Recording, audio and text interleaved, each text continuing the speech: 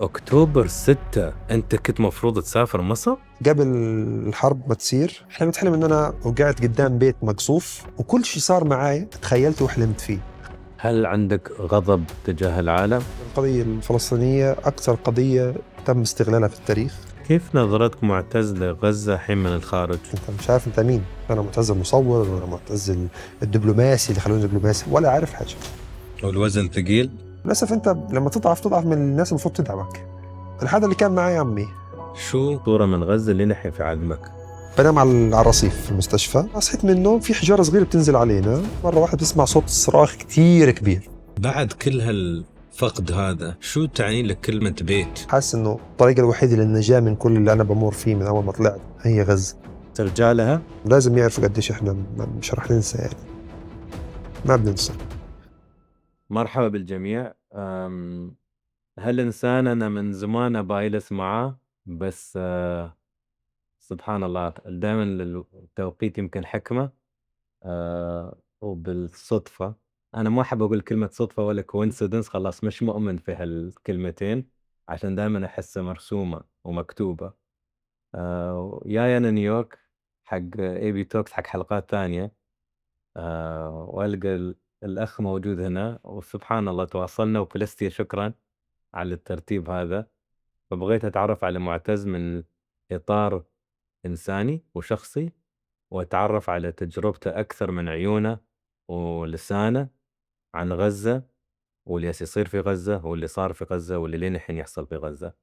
فساعتين معاك أتمنى، حسيت إنه كان نبذة إن تقدر هي توصل فيها يعني. نبدأ يعني غزة، واللي كل واحد في غزة محتاج على أقل شيء، يعني زي ما حكيت لك 18 سنة عشان الناس تفهمه، أو محتاجين يعيشوا جزء من تجربته حتى يستوعبوا الرعب اللي الناس بتعيشه، اللي عشناه واللي صار معنا، والتفاصيل الصغيرة اللي من قبل والخنقة، يعني عجبة الكهرباء والمية وقلة الفرص والمساحات الضيقة والأمال المخنوقة قبل. يعني نتمنى إنه كل اللي بصير على الأرض حاليا من تحرك لأجل قضيتنا والناس اللي واقفة معانا نضلها واقفة معانا، لأنه زي ما حكت شيرين أبو عاقل الله يرحمها، بدها طولة نفس. فهي معركتنا بدها طولة نفس، وإن شاء الله هيك بيوم من الأيام نشوف يعني غزة بخير، ترجع تقف على رجليها، ونشوف فلسطين محررة، ونشوف فلسطين إحنا كفلسطينيين. يعني أنا ما بعرفش إلا غزة، وبتقابل مع الفلسطينية برا فلسطين، فبدي أقابلهم جوا فلسطين إن شاء الله. الله يخلصنا من هيك احتلال، ويصلح حالنا ويرحم شهدائنا ويشفي مصابينا ويهونها علينا وعليكم. فأتمنى الحلقة تكون مفيدة، وتتعرفون على الإنسان اللي ياس يحط اللي عليه وياس يحاول. وأكيد وايدين منكم ياس يحاولون، يمكن ما عندي الفرصة إن أجلس معاكم ولا أنشر قصتكم ولا اللي ياس تسوونه من دعم ووعي، بس على الأقل معتز معانا اليوم، فأتمنى يكون في فائدة. شكرا. إن شاء الله.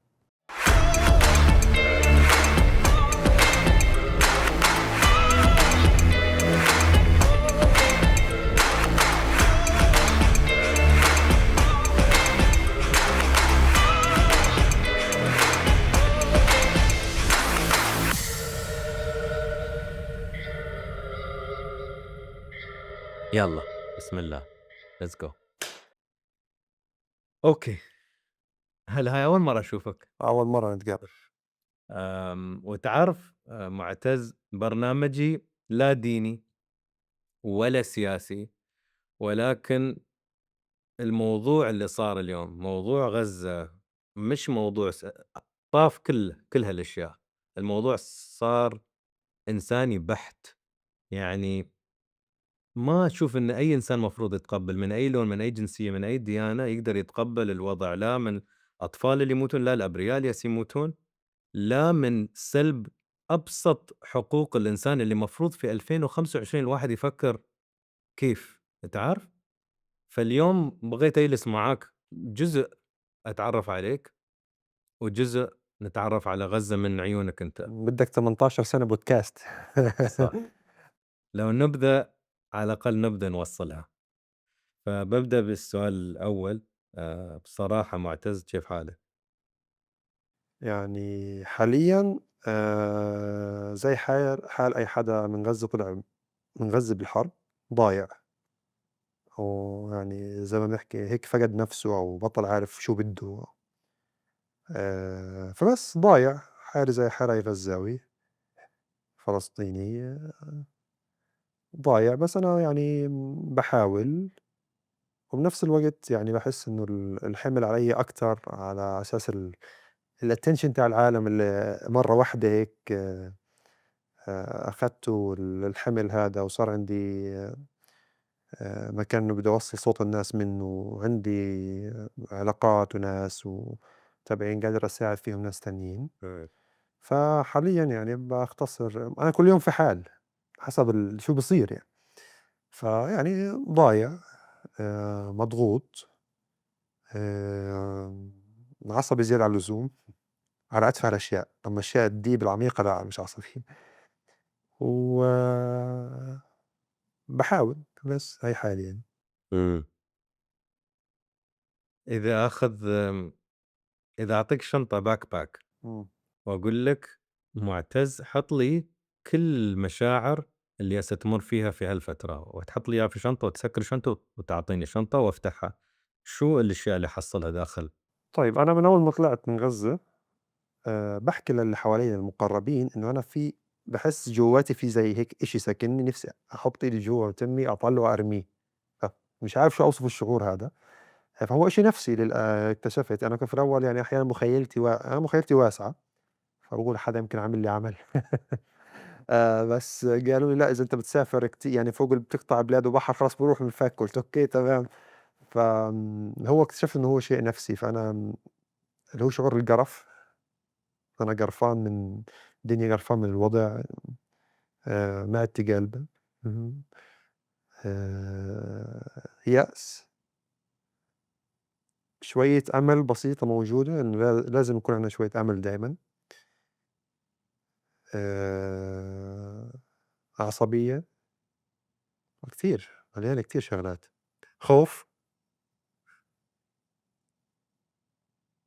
و وبرد، دايمًا معي برد.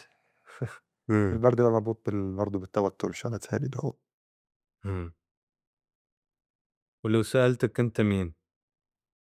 أنا امبارح كنت يعني الله يعزك في الحمام، فجأة طلعت على مراية جنبي، ففجأة لقيت الشيب في شعري ولقيت حالي كمان باقول والله كبرت أنا. فمرة واحدة فجأة لقيت حالي إنه خلاص يعني فلتت مني على الآخر، فصرت استسلمت لمشاعري من أول مرة من فترة كبيرة.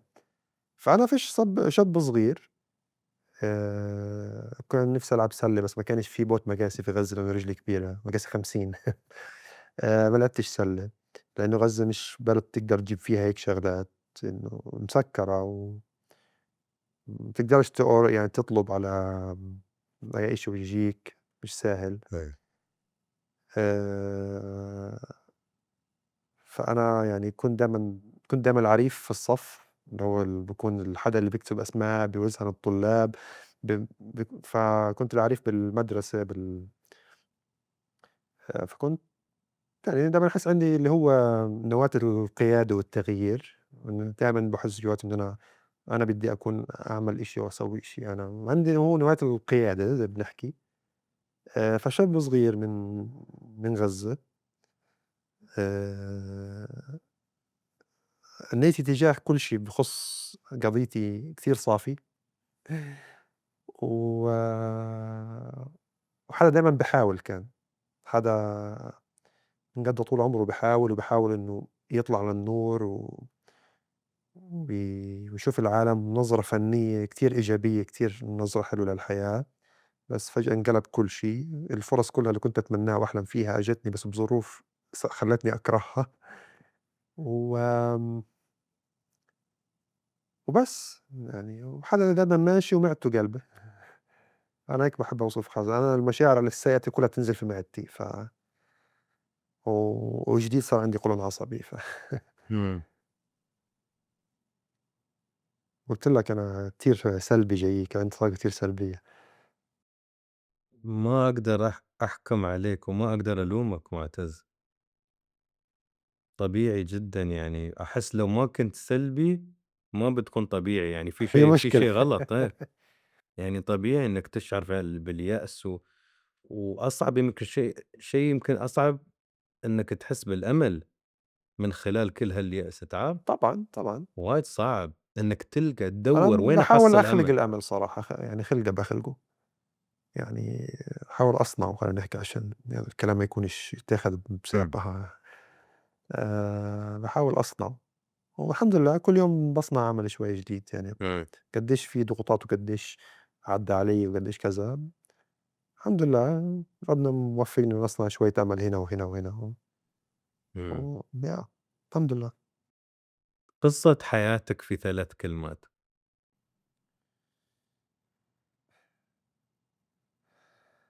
قصة حياتي في 3 كلمات. آآ شاب بسيط الدنيا ظلمته، أو بلده أعطته حِمل أكبر من حجمه، أو أكبر من طاقته إنه يتحمّل، إمم. فبس يعني حدا طول عمره شايل إشي أكبر منّه، والوزن ثقيل؟ كتير تقيل، أنا معايا 4 ديسكات، 2 في ضهري و2 في رقبتي. وأنا لسه 26 يعني بس من أي منظور تشوفه معتز؟ هل تشوف إنه مكتوب لك إنك تاخذ أنت قُلت لي أنا في المدرسة كنت مثل القائد، وفيني صفات القائد، وأنا إنسان أحاول، فعندك صفة المحاول في كل شيء، وعندك صفة خياله واسع، عندك صفة القائد، وطلعت مصوّر، فانحطيت في موقف تبعث رسالة للعالم كله تعكس شو يصير في غزة، فالحمل أكيد يا أنا بالمئات طبعًا الملايين. أنا بس برضه ما كنتش مصوّر، يعني أنا حياتي كتير عدّى عليها، يعني أنا مصوّر هذه يمكن شوية كانت نوع من الرفاهية في حياتي. إمم، يعني أنا من وأنا صغير اشتغلت بتوزيع مساعدات، أعبّي المساعدات اللي بتيجي للناس، واشتغلت كنت متطوع حتى الآن حتى مع الهلال الأحمر الفلسطيني، ومستجيب أول، وواحد من الفريق الوطني للاستجابة في الكوارث يعني، وحدا كنت أحب أسعف أكثر ما أصوّر. إمم، آمم، بس لقيت إنه أنا يعني رسالتي بالتصوير عندي نظرة وعندي خبرة أكتر، وأي حدا ممكن في كتير مواقف كان يسعف، بس أنا كنت قادر أصوّر، كنت أحاول أجمع بين الاتنين. كنت دايمًا الحدا اللي هو ما بديش أضلني قاعد في البيت، ما عدّاش علي يوم وأنا قاعد في البيت، ويوم ما أقعد يكون عندي اكتئاب كتير، وأفكّر أحيانًا في أفكار كتير سوداوية. أنا يعني في يوم من الأيام وأنا كنت باصوّر على البحر انكسرت رجلي، روّحت مشي، نُص الليل وأنا قاعد مش قادر أمشي وكذا، وكنت باصوّر بدي أضلني أصوّر وهيك، وعتّمت علي في منطقة بعيدة، والله عشان الصورة، عشان ما بديش أروّح على البيت. خلاص بدي دايمًا أكون برّا، باكون هنا وهنا وهنا في كل مكان. ودايمًا كنت لمّا أروح أي إشي أحس إنه أنا حاخد الإشي هذا أو قادر آخده أو راح أنقبل فيه، ما كنتش أروح على أشياء أنا مش متأكد منها. جميل. كان عندي طاقة إيجابية يعني لحد يعني آخر سنتين في حياتي قبل كان عندي كتير طاقة إيجابية وبدي أعمل وبدي أسوي، وعندي كتير طموح. إمم، اليوم يعني طموحي تحوّل صار مشتت أكتر، المسؤوليات كبرت مرّة واحدة، والله كان بيسمعني كتير يعني على كل شي باتمناه وكل شي باحلم فيه، فأعطاني إياه مرّة واحدة قال لي خُد طيب يالّا ويالّا اتعامل. وأنا باحاول أتعامل يعني مع طموحاتي وآمالي اللي كانت كتير كنت كتير مستعجل عليها، إمم، كتير. أنا يعني طبيعتي إنه أنا حدا بديش أحكي مش صبور، بس كتير الإلحاح على أي إشي بدي أعمله أو شو بدي أسوي، إذا بدي أعمله ملكت يالّا. هذه شخصيتي يعني. إمم. كتير، يعني كتير في شغلات، أنت بس طلّع. آمم، خل أرجع لطفولتك بس بسؤالين، آه. شو أجمل ذكرى من طفولتك؟ أجمل ذكرى من طفولتي. إمم. آآ الروضة. وأنا في الروضة. تتذكر؟ طبعًا أنا ذاكرتي شغّالة يعني كويس، آه، خيالات بتجيك طبعًا. إمم، أول يوم في الروضة لمّا عضّيت مديرة الروضة عشان ما بديش أروح على الروضة، فعضّيت عشان أشرد ومسكوني. آآ يعني عمتي مدلّلة، اسمها مدلّلة، توفّت الله يرحمها، كانت طفولتي معاها، هي كانت مسكينة يعني حدا مسكين هيك وكنت دايمًا معاها حواليها وبتذ ولمّا توفّت كنت دبّح حالي بالسكينة. آمم مين كمان؟ يوم الخميس لمّا أروح أحضر سيدي على بيت جدي، إنه عندهم أرض وشجر لوز وشجر كلمنتينا وأرض هيك كبير وعندهم أجري ورا الوز والوز يلحقني وأيام ما كان يعني جدي عايش وهيك يوم الخميس لعب الكورة، كنت ألعب كورة يعني، كنت الحد اللي هو دايمًا يضل آخر واحد ما حدش ياخدني، فاهم علي؟ وأضلني الآخر أنا أعمل الteam اللي بعده، آه، فكنت هذا الحدا أنا، أوكي. أنا كنت أكون صاحب الكورة وآخدها المدرسة يعني كنت أحب المدرسة بشكل عام جو هيك، بس ما غير كنت العضّة. غير العض خلاص خلصنا عضينا كتير، بس ما كنتش حدا تعمل مشاكل يعني أنا، إمم. كنت دايمًا حدا مسالم هيك. وكنت اللي هو الشاب اللي هو أو مش شاب، الطفل اللي ما بيحبش يعمل مشاكل، مثلًا أصحابي بينطوا على الحيطة أنا ما بانطش على الحيطة، باكون خايف أو إشي، بدهم يشردوا ما باشردش معاهم. فيعني كنت شوي هيك حافظ. آمم كتير، شو في كمان؟ كتير. وشو أصعب ذكرى من طفولتك؟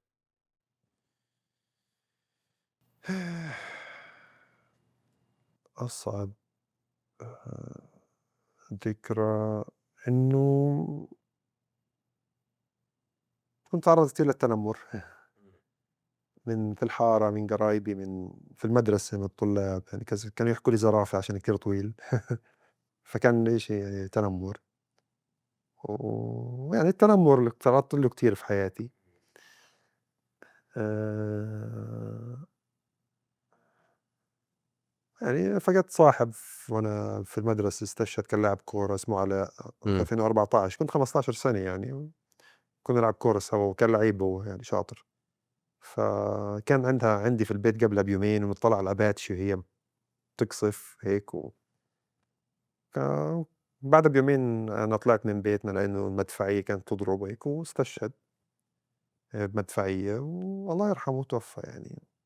فكان هذه أول مرّة أفقد صاحب زي هيك يعني، صاحب مدرسة ومن الصف الأول للصف العاشر سوا، أنت بتحكي 10 سنين وإحنا يعني ما كناش اللي هو دايمًا مع بعض بس بنشوف بعض يعني على أطفال. إيه. هذا يومها باتذكّر كيف قعدت أعيّط وهيك وأبكي ف كتير شغلات مش عارف إذا إنه أقدر أذكرها كلها أو كتير شغلات صدمات بالطفولة وهيك إيه. يعني. آآ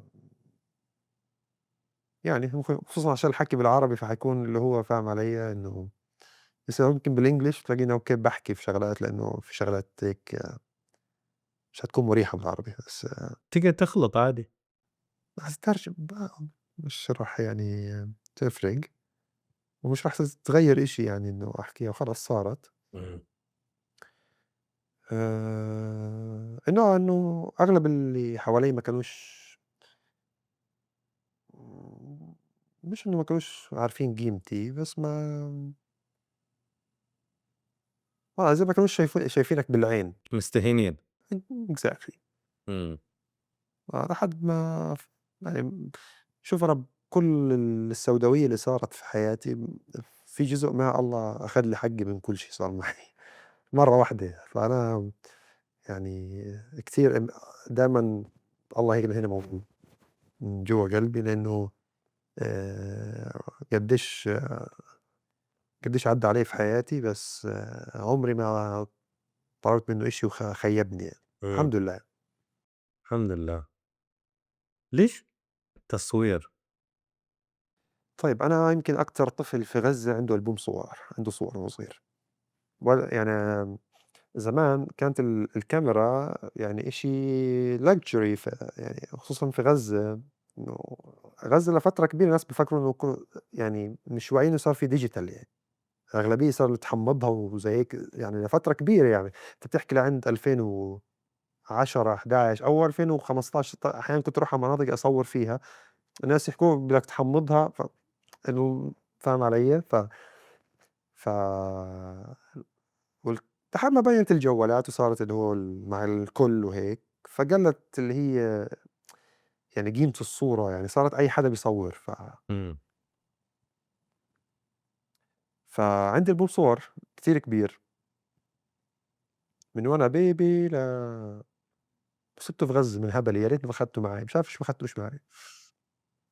فوالدي كان يصوّرني دايمًا، تأجّر كاميرا من الإستوديو، ومصوّر الإستوديو اللي تاعنا المشهور اسمه أمين اليحيى، استوديو أنوار أمين اسمه، يا أمين المصوّر، كنا نحكي له أمين المصوّر. إمم. فكان حاط صورتي لفترة كبيرة على باب المحل تاعه كإنه هو to promote يعني وكان إلي قريب اللي هو ابن عمة والدتي، فكان هو يحط صورتي أو أحط صورته، فكنا دايمًا اللي هو في زي نحس بمشاعر كتيرة، لأ حط صورتي، لأ حط صورتي. فالصورة كانت تعني لي من زمان، يعني حياتي مليانة حكي عن الصور والكاميرا إمم.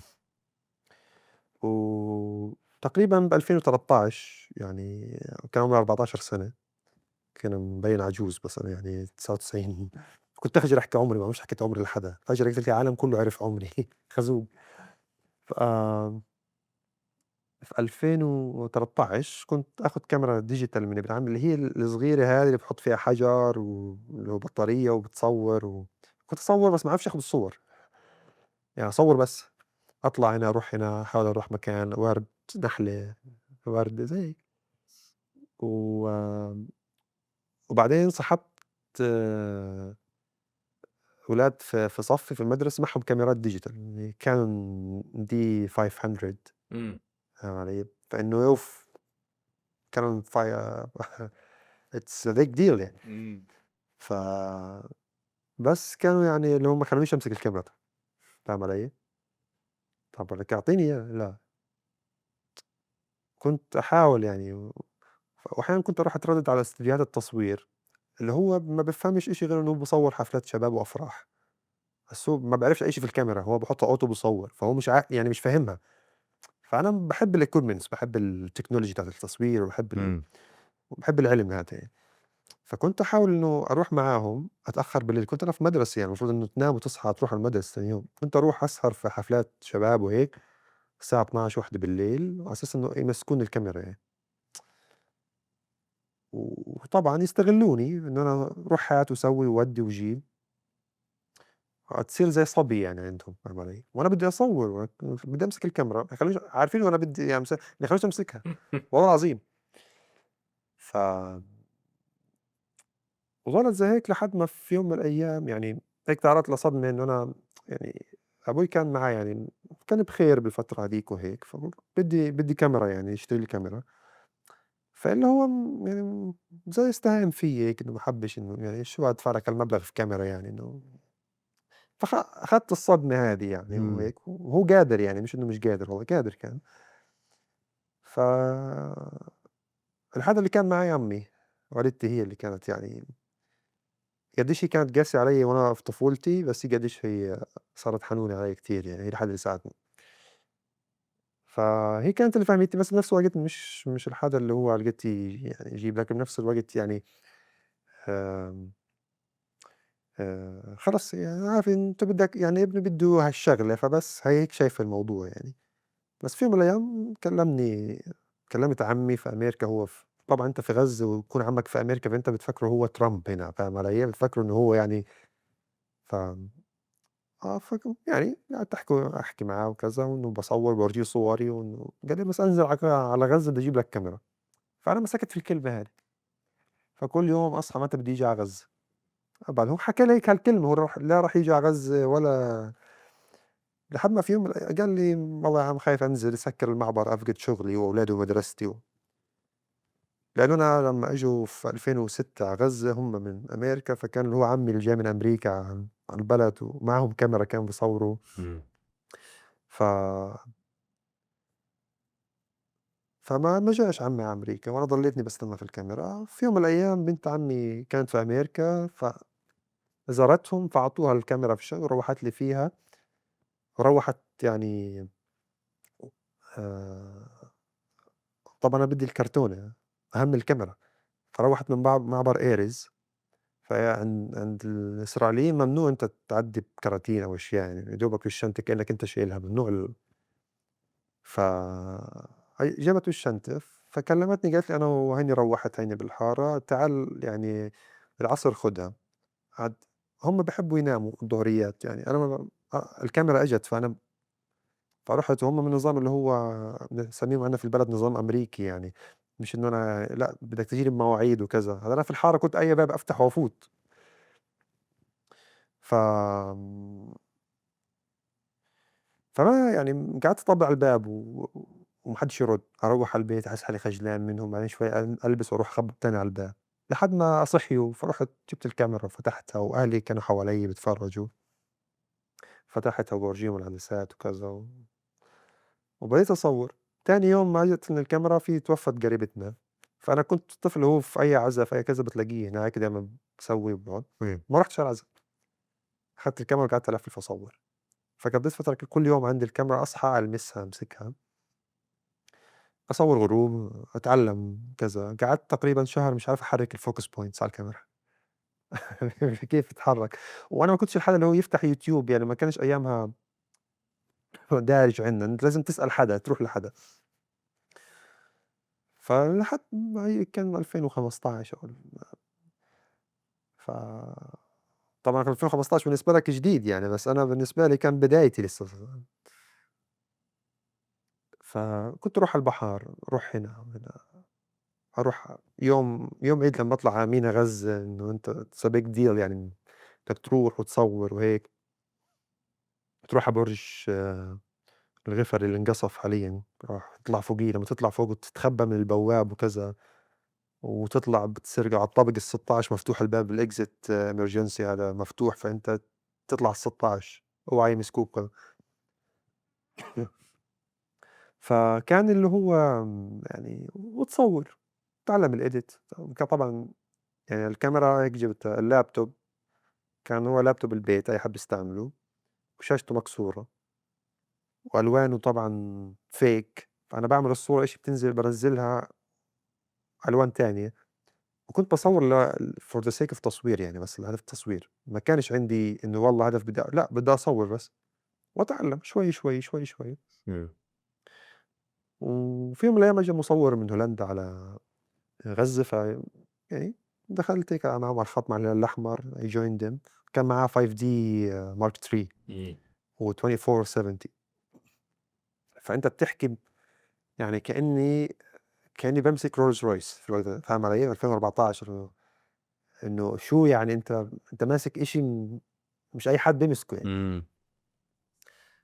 وبس بامسكها، باصوّر وهيك ماسكها، طبعًا هذا إشي كتير تافه بالنسبة للناس اللي بيكونوا حواليك، أنتم شايفين إنه ولا إشي يعني، بس هو بالنسبة لك إشي كتير، إمم.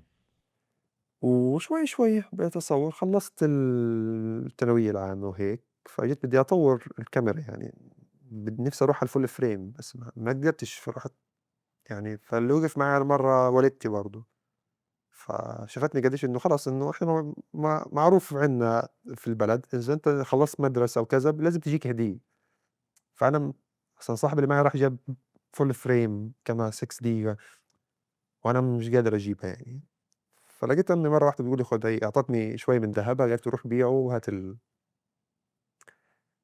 ف عندي شعور اللي هو لأ مستحي إنه أنا أخلّي أمي تبيع دهبها عشان تجيب لي كاميرا. بنفس الوقت اللي هو فرحان بدي أجيب خلص بس ما كفّوش فرُحت جِبت اللي هو ال70 دي وجِبت كان معايا عدسة 10 20 مليمتر وهيك، وبديت أصوّر كمّلت أصوّر، دُست يعني أكلّم فلان وعلّان وأطلع وأحيانًا أدبّر يعني أولًا ما كنتش كتير أشتغل يعني ما عنديش شغل وأنا إمم. فإنه أدبّر حق المواصلات تاعتي أو أروح يكون معايا قد المواصلات أروح بس و وأصوّر وكتير أحيانًا أمشي مشي بس عشان أوصل وهيك. وظل من يومها وأنا بامشي يعني، وصلنا. بدي أكمّل لك القصة بدنا 6 ساعات لحد ما أوصل لك لوين وصلت لآخر كاميرا، بس يعني من يومها وأنا بامشي والحمد لله ماشي ما خابش يعني.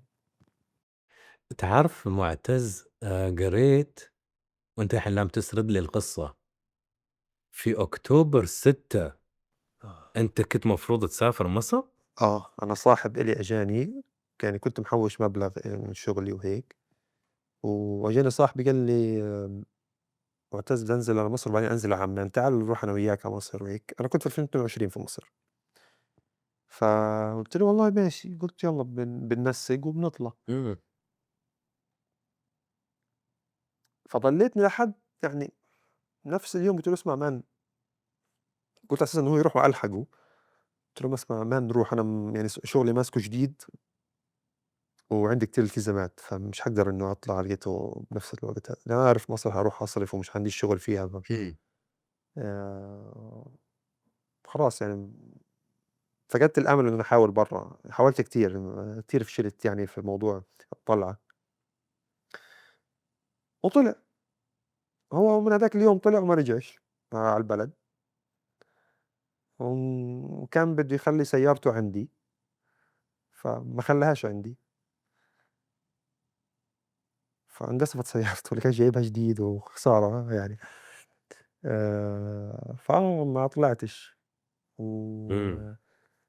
و وقديش حاولت أطلع من غزة وأسير في غزة قبل، بس هي كانت تمسكني هيك تعال، في كل مرّة سبحان الله، والله أنا في 2000 سبحان الله يعني وعسى أن تكرهوا شيئًا وهو خير لكم يعني، فقدّمت على كذا منحة فنية بخصوص الفن الphotography في باريس، يا ما ياخدوش حدا من غزة، يا ياخدوا بنت من غزة مش شاب، إمم.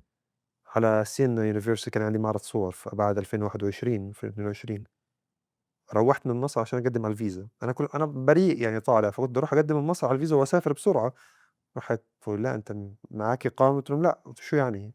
قال: "لأ لازم تروح على غزة تقدّم." إمم. عشان تقدّم في مكتب والمكتب يبعت طلبك على القدس وتشوف عاد، ولازم تقدّم قبل ب21 يوم، فلحقت حالي وروّحت على مصر وسبحان الله معاي بالضبط كان 23 يوم، 3 أيام علقتهم بالعريش، سكّر المعبر، روّحت غزة وصلت تاني يوم جهزت الapplication ورُحت، مش راضي يفتح الweb إنه آخُد appointment تمام، فتح وضبط والله قدّم واحد بصم قدّامي على البصمة باعدّي في رجلي إني أفوت جهاز البصمة عطل، و11 يوم هو عطلان، واو!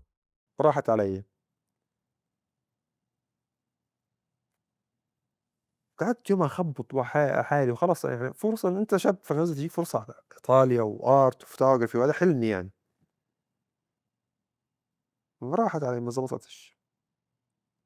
إمم. أحاول إنه أطلع على الضف إنه ألاقي يعني وظيفة أو أطلع على شغلي اللي باشتغله في غزة مع الأونروا كان أصوّر لهم إشي هناك، ييجي لي منع عمني من الاحتلال إنه مرفوض، بعد يومين يطلع لي مرفوض. أي محاولة كانت إنه أطلع من غزة أسيب غزة ما كانتش تزبط. إمم. عارف حالي إنه أنا في يوم من الأيام حاطلع و وكل شي صار معاي تخيّلته وحلمت فيه، كل شي صار معي، كل شي، كل شي، كل شي، كل شي، كل تفصيلة، أشخاص كتير أمّا باكون حواليهم باحس إن أنا حافقده في يوم من الأيام وفقدته، آآ قبل الحرب ما تصير يعني بأسبوعين، ماشي أنا رايح مكاني المفضل يعني كان هو coffee shop هيك يعني في غزة اسمه بليني،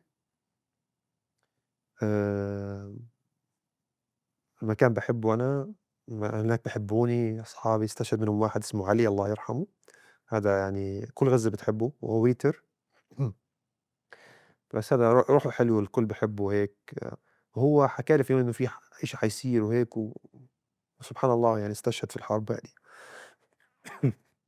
ماشي أنا باعدّي من الشارع فأنا باحكي مع حالي، هاتحط الairpods وماشي، باقول يا عم أنا حياتي مش هيك، في إشي لازم يصير معايا أنا مستحيل تضل حياتي زي هيك، في إشي، في إشي، في إشي، فدايمًا شعور إنه في إشي حيصير معايا كان موجود. إمم. في يوم من الأيام حلمت حلم، طبعًا في تفاصيل مش هاقدر أحكيها فيه لإنه كتير خاص private. حلمت حلم إنه أنا وقاعد قدّام بيت مقصوف منه شوية، أنا لابس فيست الصحافة والدنيا حرب، فوقعت على راسي هناك. الحلم ما صارش بالضبط، بس أنا يعني صارت الحرب، عدّيت من جنب البرج وهو مقصوف، نفس البرج اللي أنا حلمت فيه وشُفته وهو مقصوف ومحروق. هذا الكلام كلّه صار قبل الحرب بكم من يوم يعني، إمم. كتير. بس كنت طبعًا أنت اللي بتحلم شغلات خلاص بتروح أو بتتذكّرهاش. وقبل الحرب برضه بكذا يوم مسكت صاحب باعرفه مصوّر، قُلت له حاسها قرّبت في إشي حيصير. مستحيل، لإنه غزّة إذا كانت هادية اعرف إنه في عاصفة جاية راح تكسّر الدنيا. إمم. عمر ما غزّة كانت هادية، حتى إيش بيصير على الgate لمّا تخلّص الحرب إن شاء الله وكذا، غزّة بتهداش. حتى لو أوكي إبادة وهيك، بس غزّة ما بتهدى. خلاص هي هيك، هذه المنطقة هيك. بس وإحنا يعني عشنا طول حياتنا مفكرين إنه إحنا محور الكون. وحاليًا إحنا محور الكون صراحة، بس يعني للأسف عموتنا وخربنا. هذا الإشي كتير مؤسف يعني، كتير بيحزنني داخليًا. زين معتز، اتكلمنا عن أكتوبر 6، إمم. أكتوبر 11 شو صار؟ أكتوبر 11 أنا فقدت 2 من أصحابي، صلاح وخالد. هادول زملائتي في الجامعة، صحبة الجامعة. كنت أسأل شو صار في أكتوبر 12. أنا فقدتهم في أول مرة، كان يعني أول صدمة لي في الحرب هذه كانت، وهُم الاتنين مع بعض فقدتهم. إمم. فأنا كنت مروّح من غزة بعد ما كنت بدي أصوّر برج القصر، فأنا كتير تعبان وإلي من 7 أكتوبر ما روّحتش البيت. فأنا روّحت البيت في دير البلح على أساس إنه أتحمّم وأشوف أهلي وأرجع. وأنا راجع في الطريق صاحب كلّمني قال لي: "معتز إذا أنت برّا شوف كذا بيقولوا إنهم ضربوا بيت صلاح وخالد." وبيعيّط صاحبي، قُلت له: "بكفّي هبل ليش يعني شو بتحكي أنت؟" فرُحت على المستشفى، دخلت على الخيمة لقيت صلاح قدّامي، بس أخوه ما خلّاني أكشف عن وجهه. أخ مين هذا صلاح؟ طب فانصدمت، نزلت أول مرّة يعني أنا مش عارف شو يعني أعيّط هيك اللي هو إجاني، مش بديش أحكي لك برود، جفاف داخلي ما هيك، كأنك بتحكي مع حيطة. فأنا بعدين تذكرت طب وين خالد؟ هم توأم. فحكوا لي لسه بيطلعوا فيه من البيت. فأخدت السواق اللي معايا، رُحنا على البيت لقيته معلق نُص جسمه تحت ونُص جسمه فوق، و والكل مصدوم. إنه هدول يعني غزة كلّها بتعرف بعض، وهول الاتنين بالذات كنت دايمًا يعني نمزح معاهم إن هم شبه بعض، ووين بيكون صلاح بيكون خالد وهيك، وعِشرة عُمر صرنا يعني، إنه إحنا عِشرة الجامعة. وأيام كورونا كنا انحبسنا عندنا في البيت، وكنا نجيب أكل ونتعشى ونبات مع بعض في بيت هيك يعني بلاستيك صغير، ونولّع نار في الشتا، ودايمًا على البحر في مكان الباقة اسمه، كنا نقعد وهيك ونطلع نلعب counter strike مع بعض. هم هادول الشلة تاعة counter strike. فشُفت خالد قدّامي، فأنا يعني بدك تبكي وتعيّط، بس بنفس الوقت هو معلّق بدك تطلّعه. فبدينا نفحر مع بعض، نريّح بعض، أضوي بالكشاف تاعي على الموبايل، أصوّر يعني أصوّر شوي، بعدين شو أصوّر، بدي أشيل. لحد ما طلّعناه. وأنا خلص أنا مع خبرتي في الإسعاف كذا، هو بارد، هو يعني طلعت روحه يعني. وصلنا على المستشفى، الدكتور بتاع الطوارئ أجا، فهو حط السماعة حس إنه في نبض، الله يسامحه وش عمل فينا. فقال فينا ندخلوه على الطوارئ. فشلناه زي المجانين، قعدنا نزعق ونصرخ ودخلناه على بس وهيك، ونزلناه على الأرض. إنه في أمل، يعني خلق لنا شوية أمل هيك. فحطيناه على الأرض، فأجا يفحص كمان مرة بدون إنه برا دوشة كتير وإشي، فقال لأ استشهد الله يرحمه. فهذه قتلني يعني، فاهم علي؟ هو لو قال من أول ميت كان أحسن. قتلنا. يعني لمّا يعطيك حدا جرعة أمل مرة واحدة ويقتلك بعديها، هذه قتلني. ف فكانت أول صدماتي يعني في الحرب، إني أفقد حدا كتير عزيز عليّ. وبعدين بادوّر على السواق اللي معي وين، فقصفوا بيته ولاده استشهدوا. فأنا شو في علّقت في نُص المستشفى هيك، والدنيا كلّها بيجيبوا ناس مقطّعين وناس محروقة، وأصحابي راحوا والسواق راحوا، فأنا شو فيه؟ فبعديها ضليت طبعًا روّحت على مستشفى تل الهواء، مستشفى القدس الأحمر، أبَات هناك. وأول مرّة في حياتي من سنين طويلة أضلني صاحي أعيّط من الساعة 21:00 للساعة 9:00 وأنا في فرشتي هيك قاعد بابكي والرصف حوالينا وهيك، لحد ما دخلت على الشباب في غرفة العمليات، فباحكي طوارئ، كوارث، فعلى التلفزيون قصف منزل لعائلة العزايزة في دير البلح. فإنه مال يعني شو في شو الهبل هذا يعني؟ مال الجزيرة إيش بيحكوا؟ فاللي هو جاري من الدير جيراننا يعني بيحكوا ضربوا بيت أبو لبيني وبيت عمتي ومش ملاقين ولا حدا، مش ملاقين ولا جثة حدا. باحكي لهم إيش مالكم يعني بتتهابلوا أكيد. قُلت لهم طَب ممكن حدا يوصّلني على المنطقة؟ قالوا لأ السيارات بتطلعش إلا للطوارئ وكذا وهيك. فرُحت أخدت سيارة من الشارع بالعافية لمّا رضي يروح، وعن طريق البحر والزوارق البحرية كلها قاعدة تضرب. والسيارة اللي أخدتها ما بيمشيش أكتر من 15 مايل أو 10، مش عارف مالها. وأنا على الراديو شغالين كله بيحكي عن عيلة العزايز اللي انقصفت، وخصوصًا إنه إحنا عيلة كبيرة في دير البلح.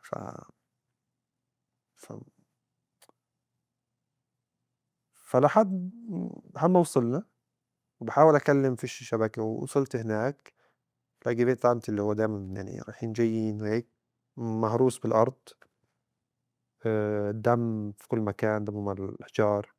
طَب مين طلّعته؟ مين كذا؟ كلهم مقطّعين متورين، دارهم كتير صغيرة، يعني كل دارهم فيش أكتر من المكان هذا، وصاروخ كبير نزل عليهم، ما يقارب أكتر من 16 واحد يعني في البيت، هم وأحفادها ونسايبها وكذا. ما ضلش إلا ابنها، إلها 2، ابنها زارهم قبل الحرب، روّح من عندهم أسبوعين، أسبوع دهم هو في الإمارات. وطاهر راح عمه بعتته على السوق إنه يجيب إشي، وابنه شبط فيه فغصبٍ يعني غصب إنه عمتي تاخد يعني حفيدها منّه، خلص ما أخدوا معاه على السوق. ونزل يجيب لحم، ففجأة نزل الصاروخ، فراح يجري، قالوا الضرب في شارع العزايزة، راح يجري. مين؟ نحن شارع العزايزة يعني مين في العزايزة؟ فوصل الشارع فلقى دارهم، وله لقطة وهو قاعد بعيط وين يروح شو يعمل؟ والناس كلها مصدوم، كلها في حالة صدمة، يعني صدمة. أنت بتحكي الناس كلها مصدومة والناس مقطعة في بعيد، الصاروخ يعني دمر المنطقة، خصوصًا هو في منطقة محصورة يعني والناس كلها في الشارع. ف فمنظر يعني مخيف. رُحت على المستشفى، كان في أميرة بنتهم كانت تدرس صحافة وإعلام في جامعة فلسطين، وكانت تكون إعلامية هيك يعني. كانت دايمًا تيجي علي عشان أنا معي الكاميرا في المعتزلة بتعرف أعرّفها ممكن تشتغل وهيك. فكان لسه شوي في أمل، دخلوها على العناية وبعد ساعة ونُص يعني طلعت روحها، استشهدت الله يرحمها. فراحت كل ليلة. فهذه الصدمة الأولى، والصدمة اللي ما فيش بينهم إشي يعني. ومن يومها وأنا متوقع إشي سيء ممكن يصير، خلص يعني. وبعديها شاب صاحبي اسمه محمود أبو شاويش. محمود هذا اللي أنت بدك تبسط الدنيا، هات محمود إنه هو يبسط الكل، الطاقة الإيجابية اللي ما بتخلصش. هذا الحدا اللي كان يشتغل معي في شركة بالتل الاتصالات الفلسطينية، كنت أنا مصور تاع الشركة لفترة. هو كان بيروح بفعاليات بيشغل مثلًا أطفال مرضى سرطان، أطفال عندهم توحد، آمم، يعني يعني اللي هو المسؤولية المجتمعية تاعت أي شركة في بلد. فكان هو دايمًا الروح الحلوة يعني للكل. وعِشرة عُمر يعني صارت في بيننا عِشرة كبيرة. كان يبعت لي على المسجات من مُعتز، وأنا صوّرته وهو خاطب، صوّرته هو وعروسته.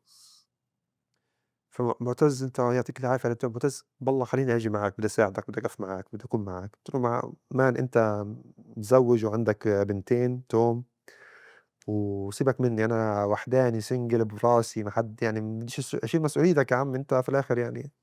ويبعت لي ومش راضي يرُد علي، بديش ييجي معي، أنا مش ضامن حاجة يعني. بعد ال5 أيام حد بيبعت لي بيقول لي: "معتز شُفت محمود أبو شاويش؟" باقول: "لأ." فباقول لهم: "وينه؟" باعت ما بيردش، بيقول لي: "مفقود." باقول لهم: "شو مفقود؟" قال: "والله مفقود." كانت الدبابات دخلت على صلاح الدين وشارع صلاح الدين وفي سيارات كتير انضربت هناك إمم. ومفقود محمود. دَوّر واسأل وبعديش ما فيش له اسم في أي مستشفى. فقالوا إنه هو طلع يصل غزة وفجأة اختفى. بنفس الوقت تاع الدبابات لمّا بيّنت وضربت السيارات قدام الناس وهيك. ومن يومها محمود مختفي، وبعد فترة عنوه له إنه استشهد فهذه صدمة. بعدها بكام يوم شاب مصوّر يعني صديق فبيحكي لي إنه شُفت إيش صار في علي الله يرحمه وهيك. ولا الله يرحمه ما ركّزتش مع مين علي يعني خلص صرت أي حد الله يرحمه، الله يرحمه. بعدين رُحت شربت مَيّة باقول له: "مين علي؟" بيقول لي: "علي بليني." باقول له: "أبو الحسن؟" بيقول لي: "آه." باقول له: "شو استشهد كيف استشهد؟" قال: "لا والله انقصفوا البيت عليهم هم كلهم هو وعيلته وراح." إيش بتحكي مالكم يا جماعة إيش في ما ضلش حدا. فراح علي وبعدها الشاب اللي أنا اتعرّفت عليه اللي هو ابن الناطور تاع البرج اللي حكيت لك عنه الغِفَري اللي كنت أسرقها سرقة، اللي كان يطلّعني دايمًا على البرج فوق من دون علم أبوه. إمم. كان دايمًا أكلمه معاي حدا مثلًا جاي من إيطاليا بده يشوف غزة من فوق، ونطلع فوق على البرج، يروح "تعالَ معتز." وأصوّره صورة حلوة كم من صورة حلوة هيك يعني فاهم علي؟ اسمه حمزة. فجاني برضه شاب صاحبي بيحكي لي: "والله حمزة الله يرحمه." "مين حمزة؟" "ولك حمزة تاع برج الغِفَري." باقول له ولك الولد صغير حمزة، بيقول لي: "آه." "متى وين؟" بيقول لي: "ضربوهم والله في الشيخ رضوان كذا واستشهد." فأنا بديت أفقد كل الناس اللي أنا يعني دائرتي اللي أنا باعرفها.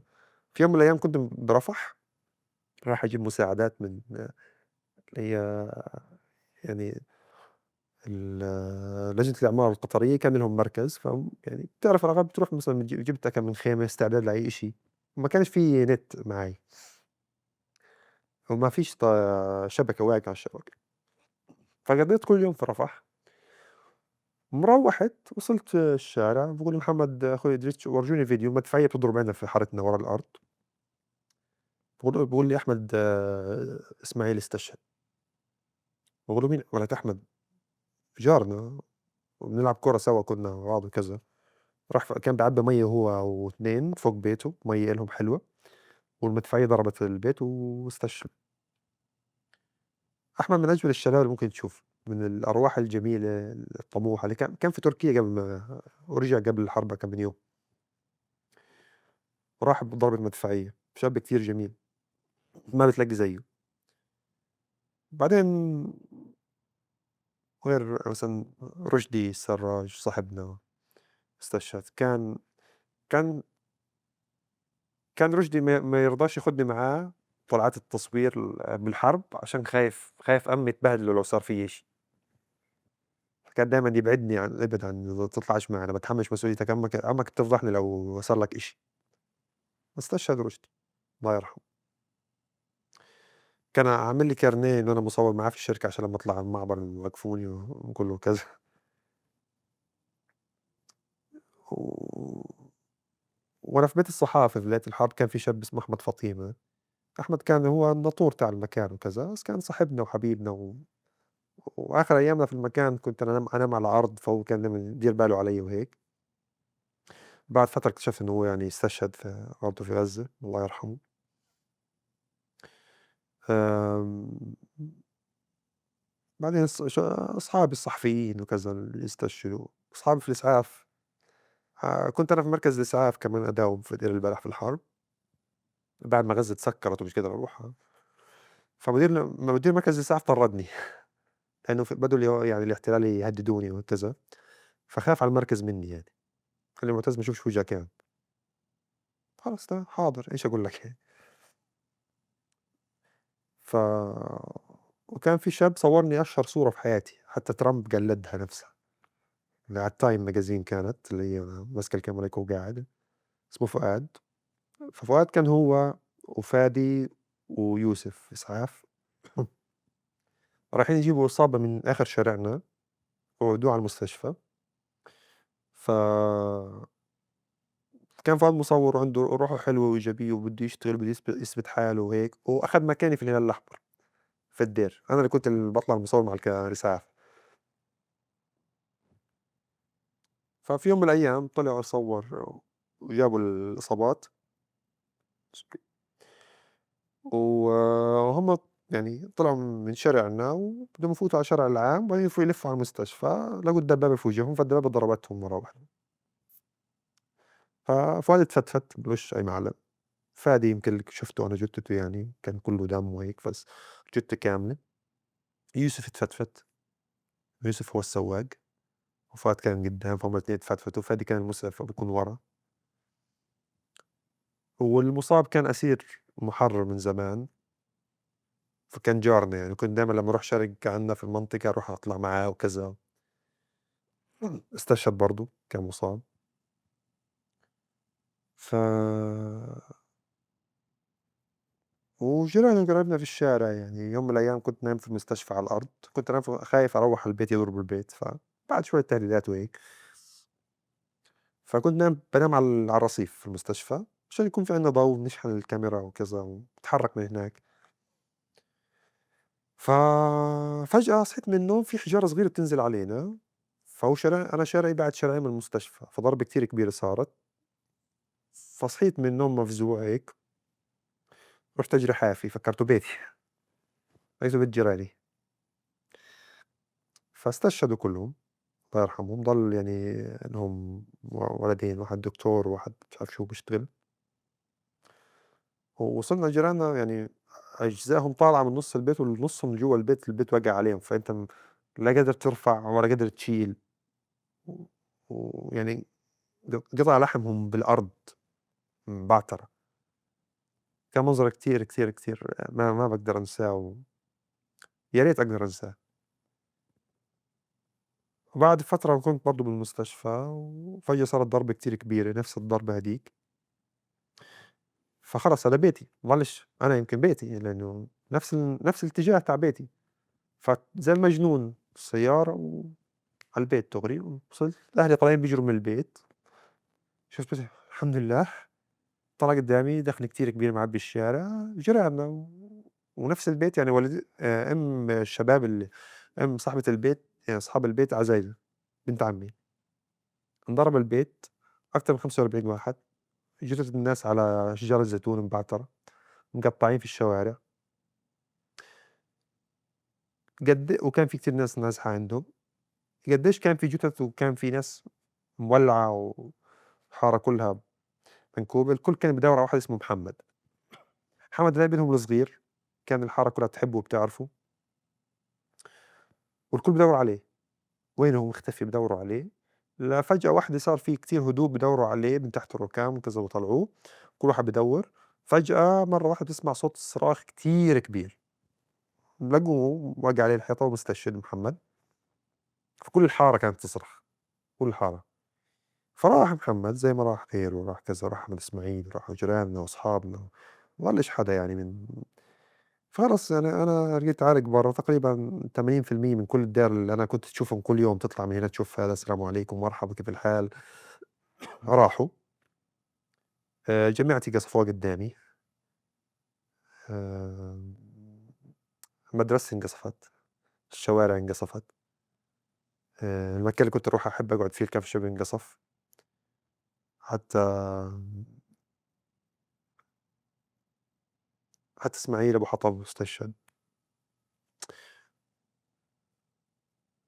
إسماعيل يعني كان من الشباب المبدعة وعنده نظرة، وكان هو اللي يعمل الdecoration زي هيك، وحدا مُخرِج وفنان، وكان بيدوّر على فرصة بده يشتغل، كان ياخد دورات وهيك. وسافر قبل الحرب على الأردن حتى وأخد شنطتي بس ما هات لي الشنطة فيك يمكن أسافر أنا، قعدت باتهابل عليه يعني وهيك. كنا من أصحاب اللي هو نشوف نغلط على بعض فاهم علي، تشوف حدا تشتم عليه تعمل له بلوك. اتصاب في الحرب، كان بيصوّر فوق البرج اللي كنا نصوّر فوقيه قبل الحرب، اتصاب برجله. بعديها كان هو قاعد في كافي شوب الباقة قبل فترة، قبل 4 شهور، 3 شهور.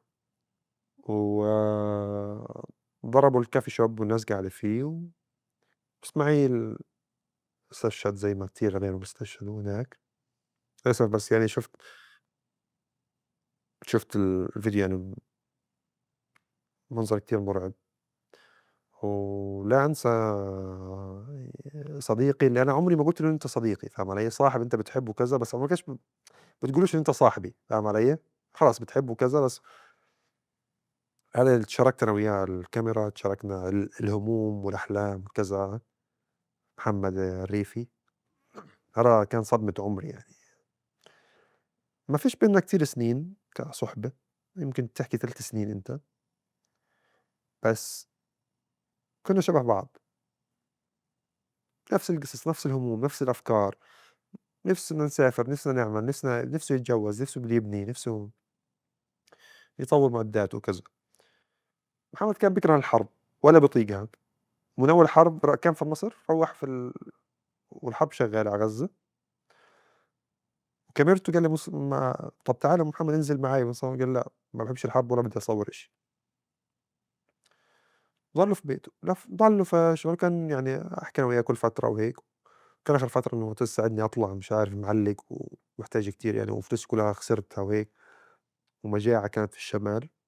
لحد ما في يوم من الأيام محمد اللي أنا وياه كنا هالكين غزة في مطاعمها بطلعاتها بمصاريفها، مضيعين فلوسنا هنا وهنا، ونروح بنجرب أكلات غريبة سوا، ونقضيها على البحر في مينا بتكون شتا وفيش حدا هنا.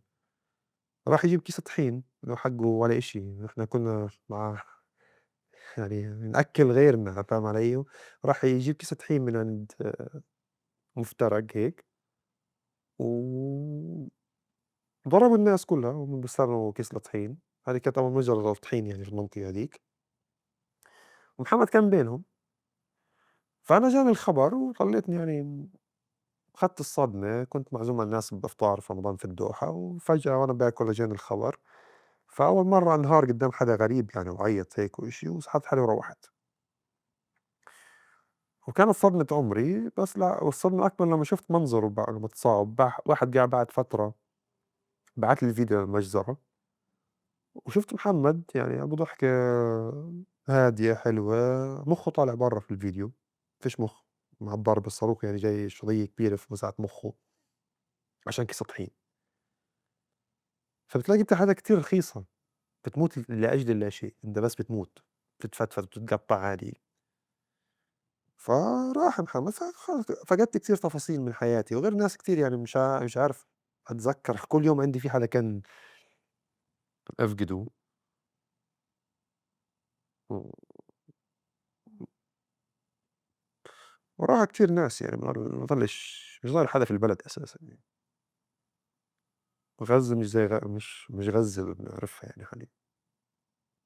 غزّة اللي أنا كنت عايش فيها ولا انتهت. بس إذا حنرجع كذا هتكون إشي جديد، وإشي كأني رايحة على نيويورك، بلد جديد إذا إن شاء الله وقّفت يعني. فغزّة اللي أنا باعرفها بناسها بشوارعها بكذا كلّه رايحين بيدمروا فيها، قاعدين في الوقت الحالي بيبعتوا مدرعات صغيرة بيحطّوا فيها متفجّرات وبيدخلوها وين ما في ناس وبيفجروا الناس، ما حدّش سائل ولا حد مدوّر ولا حد عامل إشي. اقعد احكي شو عندنا أداة غير السوشيال ميديا يعني نحكي عليها؟ ما فيش. مسكين أنت قاعد مع نفسك. أمّا لو الإشي قاعد بيصير في إسرائيلية أو بيصير في أمريكان أو بيصير في أي مكان تاني، كان كلّه بيفزع وكلّه بيتدخّل وكلّه بيعمل. أمّا إحنا بنموت ببلاش لأجل اللاشيء. فخلص، فأنا أخدتها اختصرتها وقُلت أنا طز في كل شيء، أنا مش هاسيب حياتي تتاخد لأجل اللاشيء. سحبت حالي وطلعت. وهي الحمد لله عايش، كل يوم عندي ناس بياكلوا وبيشربوا من ورا الاسم اللي انبنى هناك، وباساعد وبنعمل وبنغيّر narrative، نغيّر وجهات نظر، بنجيب ناس كانوا. باقابل ناس صهاينة كانوا بيكرهوا فلسطين، اللي بيكرهوا الأرض مشان تحوّلوا بسبب اللي بننشره وبنعمله، بييجوا لي بيعتذروا لي بهالكلام. تمام، شكرًا إسي. بس ما عندناش غير هيك أداة، وللأسف واقعنا الفلسطيني سيء من قبل الحرب يعني. وأنا عادي كنت طز في السياسة، ما ماليش في السياسة ولا باحب السياسة ولا باحب أحكي فيها. شاري دماغي، بس نفسي أغيّر في بلدي، نفسي أعمل، نفسي أطوّر، نفسي أبني، باشوف الcoast تاعنا، باشوف الساحل بتاع غزة بيجنن، هي لفيت قديش أوروبا وأمريكا وكل مكان، وما شُفتش جمال البحر وجمال ألوان الغروب بس بده شوية عناية، بس ما كنتش في مكان اللي ماسكين ويفكروا في البلد يعني، فللأسف يعني غزة انظلمت وأهلها انظلموا أكتر، واللي بتروح عليه، يعني في ناس كانوا بيستنوا تعويض لبيوتهم اللي انقصفت في حرب 2008. بس يا سيدي. كيف ال وسامحني يمكن على السؤال الغريب، بس كيف إنسان قلبه يتحطم مرّة ورا مرّة ورا مرّة، شو يستوي؟ هل توقّف ينعدم عندك الإحساس يوم تتعوّد على صدمة ورا صدمة؟ لأ، مش بينعدم الإحساس، بس بتصير تأجّل الإحساس لبعد فترة، يعني مثلًا أنا بكيت على زميلنا الله يرحمه حسن صليح صحفي، صحفي هذا الكل بيحبه واسمه في كل مكان صحفي محلي في غزة خلاص الكل بيعتمده كsource يعني، كتير قلبه طيب حسن، كتير طيب، قتلوه اليهود يعني قتلوه 3 مرات حاولوا يقتلوه، آآ قتلوه هو على سرير المستشفى وهو متصاب، ضربوه في المستشفى. فأنا شُفت الخبر وضليت هيك ساكت، بعدها كم يوم فجأة لقيت حالي صرت أصرّخ وأعيط مع حالي وهيك، فإحنا يعني كلّفنا اللي صار كلّه هذا كل الطاقة اللي في قلبنا وعقلنا وروحنا، أنت مفكّر حدا حينجو من اللي بصير؟ ولا حدا راح ينجو، كل اللي في غزة واللي طلعوا ولا حدا راح ينجو، أنا طلعت من غزة وأنا عِشت 108 يوم في حروب والحروب اللي فاتت واتصالات، طلعت عندي 4 ديسكات. طلعت عندي شوية أمراض نفسية زي ما بيحكوا لي، وطلعت عندي ورم في العضم، فيعني وأنا كنت أحاول أحافظ على حالي، ما بالك اللي مش محافظ على حاله، ما بالك العيشة اللي عايشينها حاليا، فأنت بعد الحرب بتخلّص، إذا خلّصت الله يقطعها، عندك ما يقارب 200,000 حيكون عندهم سرطانات، أقل إشي أو الكل حيكون عنده سرطان، من المي الوسخة، من آآ الlife style اللي عايشينه اللي بجنن. الأكل، المعلبات بتكون مرمية في الشمس، بيجيبوا لك إياها، من الهَم والتفكير والإصابات والكذا، واللي بتصاب بيلاقيش علاج، طَب أنا قعدت أسبوعين في غزة مش ملاقي حبة مسكن، كان سنّي ورمان والعصب بده شغل، لحد دبّرتها بالعافية لحد يعالج لي إياه، فيش الكهربا وفيش ويا حبيبي ما فيش بنج. إيه، بعد فترة أنا كنت بخير لسه، ما بالك في الوقت الحالي، لا، اللي بيصير مرعب ما بتصوّره عقل، ونفسي آخُد كل واحد هناك يشوف والله العظيم لو الناس تحس فينا للحظة، والله العظيم بكرة غير يوقفوا الحرب حيعملوا إيش ما يعمل، بس هم شايفين بس مش حاسين، بيقول لك أنا حاسس فيك وكذا بس، لا يا صديقي أنت مش حاسس، أنت عارف حتحكي هالكلمتين أو حتدعي أو أبصر شو حتعمل، بعدين حتروّح عندك بيتك، عندك أسرتك، عندك أكلك، عندك شربك، عندك كهربا، عندك مَيّة، عندك حمام، عندك عيلتك، عندك شغلك، عندك راتبك، عندك فلوسك، تخيل تفقد كل شي مرة واحدة تلاقي حالك في الشارع، أنت كريم ابن كرمة ابن عِز. أنا أنام في الشارع ليش؟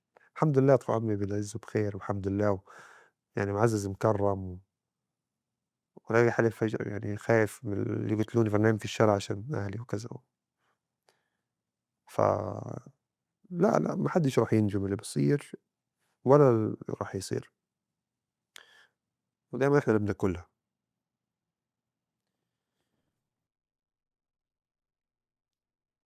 هل هل في صورة غيّرت حياتك؟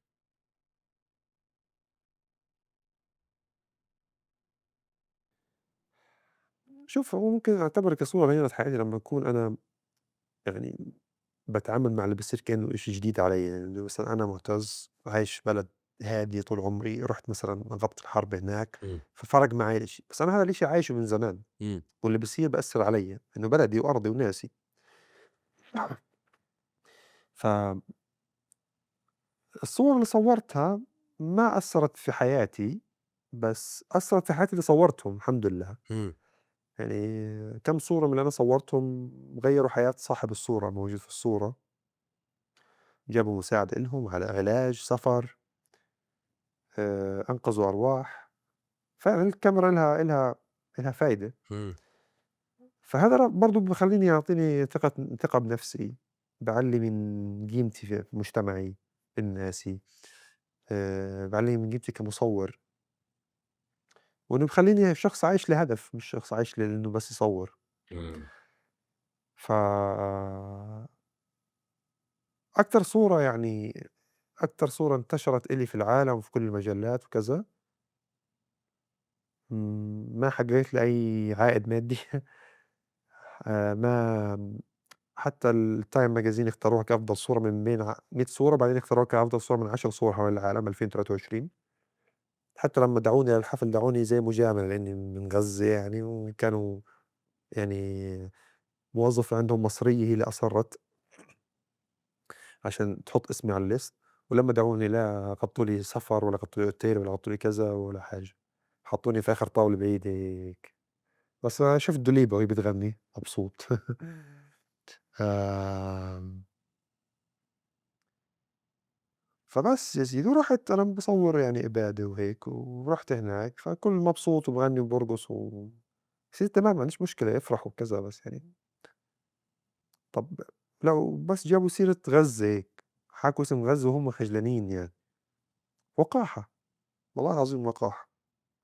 غزة اللي أنت تعرفه اختفت، الناس اللي تحبهم، الشوارع اللي تحبها، الذكريات اللي فيها، المقهى اللي فيه، شو بعد كل هالفقد هذا، شو تعني لك كلمة بيت؟ بيت هو حاليًا ما هو أنا حاليًا يعني بعد اللي هو فاهم إن أنت عندي شوية هيك حقد دفين على العالم جوّاتي، فباتعامل إنه العالم كلّه المفروض من حقي. يعني أي حدا بيمُر في هيك تجربة يعني طبعًا راح هيك يتعامل يعني. إمم. آمم بس هو البيت حاليًا هو بيعني رفاهية صار بالنسبة لكتير ناس في غزة. يعني ناس كتير في غزة في الشوارع مرميين، وفقدوا بيوتهم. هدول ناس مش محتاجين، هم ناس كانوا بخير وبعز وعندهم وظايفهم وشغلهم وعايشين حياتهم، فجأة فقدوا كل شي. وهذا يعني أسوأ إشي ممكن يصير للإنسان سلب النعمة منه مرة واحدة، ومش بإرادته يعني ولا بذنب منه ولا بأي حاجة، غصبٍ عنه من احتلال متغطرس. فهي رفاهية لازم العالم كله يقدّرها، إنه يقدّر عندك بيت، إنه أنت عندك بيت تروّح عليه، يقدّر إنه عندك عيلة.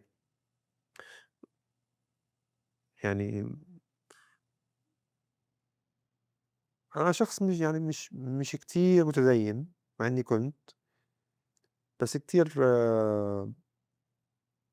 يعني باضلني أقيس حياتي على آيات قرآنية وكذا، كذا، يعني خلاص دايمًا متصلة فيّا وهيك. آآ ف البيت نعمة كبيرة وباتمنى كل واحد يقدّرها يعني، قبل ما يخسرها في يوم من الأيام، لإنه وباتمنى لمّا حد يخسر بيته ما حدش يقول له كيف أنت تعبّر عن نفسك، عشان هذا أسوأ إشي يعني صراحة بنتعرّض له في غزة من الاحتلال ومن المشاهدين عبر شاشات الهاتف.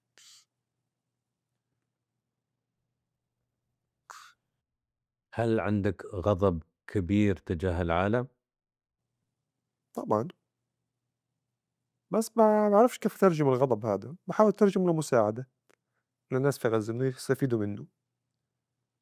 يعني أنا كتير عقلاني إمم. تمام، دايمًا باتّبع الأمور الرسمية أكتر كمان، لإنه العشوائية بتضيّع يعني والغوغائية بتضيّع، وإحنا مش غوغائيين، إحنا شعب يعني مستحق الحياة يعني من استطاع عليها سبيلا على قولة محمود درويش. ف عندي غضب على العالم، بس غضبي الأكبر تجاه الاحتلال، يعني غضبي الأكبر تجاه إحنا لوحدنا، حتى فلسطينيًا متروكين أهل غزة. عمرنا ما حسينا إنه يعني حد يواسينا وحد يحكي معانا، ما حدش يعني. فباحاول برضه أنا ما ألفش ضهري لناسي وأهلي، وحتى فعشان هيك مشيّل حالي مسؤولية أكبر مما أحتمله هيك، لإنه الناس انتركت لوحدها، ما حدّش بيحكي معاها، ما حدّش بيعبّرها، بيرتمي في الشارع، ما حدّش معطي قيمة للناس، وأنا مش حاكون زيهم، ما بديش أكون زيهم، أنا ضمن طريقي للنجاة وخلص، واللي يصير يصير، باعمل لكم share عندي لا. أنت طلعت مُعتز وقُلت طلعت عشان يعني قُلت خلاص ما في فايدة لازم أعيش وما أكون حياة ما لها أي قيمة أنا وتروح. كذا سبب يعني في للطلعة، مش سبب واحد. يعني أوكي. سبب إنه كتير صرت يكلموني بطريقة بايخة الاحتلال وتهديد وهيك وإشي. تاني لإنه الدبابات وصلت آخر شارعنا بآخر فترة، فأنا مش وين أروح يعني خلص ما بديش أنمسك عندهم، أنا مسكت يعني ما بديش يعملوا فيي إشي أو حاجة، إنه عارف ما حدش هيعمل لي إشي، ما حدش حيساعدني يعني. تالتًا حياتي صارت كتير أغلى من موتي، حياتي بتعني إشي. من وأنا أنا في غزة أجت فترة أصوّر أي حدا أحكي عنّه، ظرف يوم يومين ألاقيه طالع برّا علاج، عبال أدوّر بدي إشي لنساعد كذا، ألاقي الناس كلّها بتكلم معتز تعال وكذا، صار عندي قوة تأثير كتير كبيرة، إمم.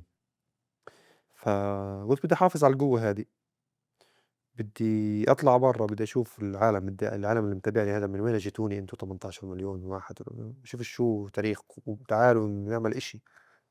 مسكين طالع مفكر العالم كله واقف عشان غزة، طلعت قعدت معه برّا رفح الدنيا ماشية عادي تمام أمور وما فيش إشي، فأنا إمم. مفكر إحنا في غزة كنا عايشين فترة إنه العالم كله واقف عشان ولا واقف ولا متنيّل حبتين، الوالدة والوالدة خلّيتهم في غزة؟ لأ طبعًا أنا طلعت عشانه، ما كنتش أنام في الدار عشانهم بدي أخلّيهم، وبيتي يعني خلاص طلعت وسِبته لأصحابي وزملاتي كذا عايشين فيه. إمم. إمم، لأ طلعت لإنه خلاص بكفّي يعني إحنا المشكلة الناس صاروا يشوفوا غزة من بعد الحرب هذه أغلبهم، بس ما حدش شاف حياتنا اللي من قبل يعني، إحنا كل ذكرياتنا مع غزة حروب وموت وخراب ودمار، في تفاصيل حلوة لكن بسيطة، إمم. فI I think إنه enough بكفّي يعني، الله ما خلقنيش أنا كُلّه حروب وموت وخراب ودمار، وهذه مش حرب يعني لو إنه حرب وطنية كُلّنا مشتركين فيها لأ، أنت قاعد بتموت عشان ولا إشي يعني، ما فيش هدف يعني، شو الهدف؟ فما خلاص ما أنا يعني مش هاقضّي كل المعاناة اللي عانيتها في غزة في الآخر أروح أنا لأ، يعني ما أنا قادر اليوم أغيّر وقادر أكون نواة للتغيير، وبطريقة فلسطينية وطنية، خالي من أي أجندات، انتمائي فلسطين فقط لا غير، وانتمائي الأكبر غزة طبعًا، أهل غزة صاروا عندهم شوية عنصرية بعد اللي بيصير حاليًا، يعتزّوا بغزاويتهم أكتر من فلسطينيتهم، للأسف أنا مش مع الفكرة، لكن هيك اللي صار، لإنه اللي صار فيهم مش قليل. وإذا حد بييجي بيقول لك والله صار في صبرا وشتيل أو 48 قُل له كذّاب، اللي صار لا يُقارن باللي بيصير في غزّة، ما حدش يقارن أي إشي باللي بيصير غزّة حاليًا، وما حدش يقول لي أنت زي الجزائر لازم تضحي 1.500.000 شهيد، يعني إحنا كُنّا 1.500.000 خلّصوا علينا أخدوا الأرض ما حدش يضربنا في أي أمثلة، إحنا شيء مختلف، واللي صار فينا واللي بيصير حاليًا لا يمكن حدا يتصوّره. وأي حدا ما يعني أنا اليوم عندي قناة قاعد باساعد الناس فيها، في طرق للمساعدة، فإذا أنت بتكتفي بس بالحكي ما بدناش إياك، وبس يعني ما في طرق للمساعدة، في كتير قنوات للمساعدة، صحيح. بس مشتتة يعني. فبس في كتير شغلات وفي كتير طرق واللي اللي بيصير كتير يعني ما مش شو أوصفه، بتسلّوا علينا، بيطلعوا من كل مكان في العالم بيروحوا باتطوّع معاهم مرتزقة، بييجوا بيقتلوا، بيدمروا بيوتنا، بيجرّفوهم. وباصور حالهم على التيك توك، جرايمهم على التيك توك بينزّلوها، بيتفاخروا فيها مش خايفين من حدا، مش عاملين حساب حدا، شايفين الكل مشاهد. أنا كل قصتي إنه ما حدش يعني بغض النظر عن بدناش نحكي بسياسة، لإنه السياسة دايمًا بتفرّق ما بتجمّع. يا سيدي تمام، مع إني مختلف سياسيًا كمان مع كتير فلسطينيين وهيك، بس يعني ما حدش برّا يعني هاين عليكم الناس اللي هم لحالهم، ما باحكيش أنا يعني أي حكومة ولا أي شي، بس الناس يجمعوهم يعني احموهم أي شي، حد يتدخّل الناس، ولا على بال حدا، ولا على بال حدا.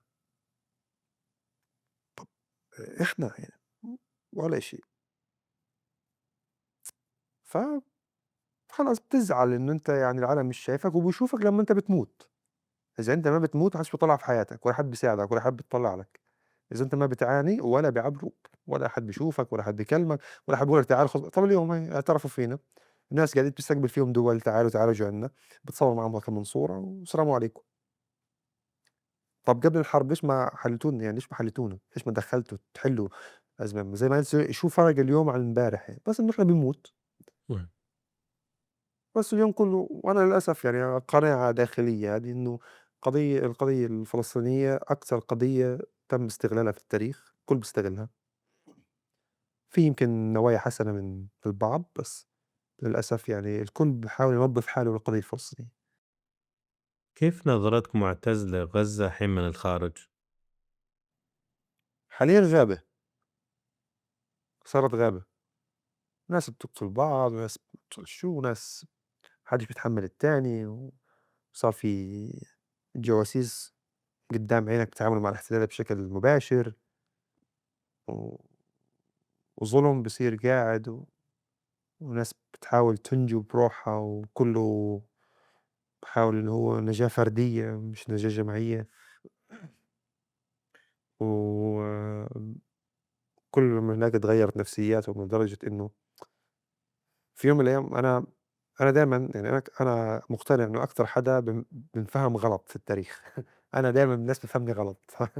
فيمكن طريقة تعبير بس في يوم من الأيام شاب صاحبي من المدرسة بعت لي معتز إنه عنده GoFundMe link بده إياني أنشره لي إياه، فأنا ما بانشرش بشكل عام. إذا بدي أنشر لحدا لازم أنشر لكل غزة، لإنه حسابي مش ملكي، إمم. فباقدرش أنشر للكل، فأنا باحاول أنشر الشغلات اللي بتفيد أكبر عدد ممكن يعني، ما بانشر أشخاص، فباحاول أساعد بس ما باقدر يعني. فبعت لي فأنا الشاب باعرفه يعني وضعه بخير وممتاز وماديًا منيح وكذا، فبعت لي هيك، فأنا انصدمت، فأنا باكتب له يعني أنا أحيانًا بافكر إنه الكتابة بينبعت معها المشاعر. هذه المشكلة عندي، فكتبت له حتى أنت، فكتبت له هيك إنه حتى أنت زي هيك يعني، فهو فهم إنه أنا إيش يعني إنه أنا كإني إنه عشان بعت لي فهو فهمني غلط وزعل وصار يغلط، يا عم والله ما قصدت إشي فصرت تتفهم نفسية الناس هناك إنه أنت قاعد إله 700 يوم بنضرب وبنقصف ومش عارف يروح الحمام وما فيش عنده إنترنت وكهربا قاطعة من 7 أكتوبر الساعة 11:00 قطعوا الكهربا ودي ما شُفتهاش، حياتك واقفة قاعد بس أنت بتموت الناس حواليك وتشوف دم ودمار وخراب وخوف، شو بتتوقع منه يعني؟ إمم. فخلص أنا أي حدا بيحكي اللي يحكيه أنا كتير ناس بييجوا معصبين علي وبيغلطوا علي من غزة، طَب أنا شو عملت لك؟ بس أنا بعدين باتفهم بعدين باشوف ما طيب، مع إني أنا في وضع نفسي والله العظيم ما بس يمكن أكتر أصعب من كتير ناس جوا، أنا وأنا في غزة نفسيتي كانت أحسن بكتير من وأنا برّا. أنا برّا باصحى كل يوم كل يوم باصحى من النوم بامسك جوالي على طول قلبي هيك بيرعش في واحد مات باعرفه، أو قصفوا إشي أنا بيعز علي، أو صارت مجزرة أو ناس بدها مساعدة ما حدش مطلّعها وبدك تحاول تلاقي وبدك تكون حذر، ومشغول بالي كلّه في غزة ومش قادر يعني أنا في كتير ناس طلعوا من غزة كمّلوا حياتهم، بدؤوا وظايف جديدة، بدؤوا يشتغلوا، بدؤوا يبنوا، أنا مش قادر. يعني أنا كان عندي خوف طول حياتي إنه اسمي يرتبط في حرب، وخوفي الأكبر حصل على أرض الواقع، إنه اسمي ارتبط في حرب، اليوم أنت معتز عزيزي شو أنا معتز عزيزي شو راح أتذكر أول شي عنه؟ حرب، فارتبطت في حرب لآخر عمري خلص. فباحاول يعني أغيّر الموضوع هذا داخليًا، فباحاول إنه لأ أكون إشي تاني بس مش ضابطة. اليوم أنا طلعت أصوّر مظاهرة مرّة في نيويورك لمجموعة من اليهود معانا واقفين وهيك، مش عارف أصوّر، الكل بيعرفني بييجي بده يحكي معي، بده يتصوّر معي، بده كذا، بدي أصوّر، طَب أنا بدي أسرق الصورة، بدي آخُد مش عارف، حتى حلمي اللي أنا كان مش عارف أصوّر. أنا قُلت لك لمّا أضيّع فأنا ضايع، أنا خسرت نفسي في اللي بيصير هذا، وأصعب إشي عليك إنك تخسر نفسك، أنت مش عارف أنت مين. أنا معتز المصوّر والّا معتز المسعف والّا معتز الدبلوماسي اللي خلّوني دبلوماسي مرّة واحدة والّا معتز السياسي والّا معتز اللي بيساعد ناس والّا معتز اللي بده يكمّل أحلامه والّا معتز اللي بده يستقر ولا عارف حاجة.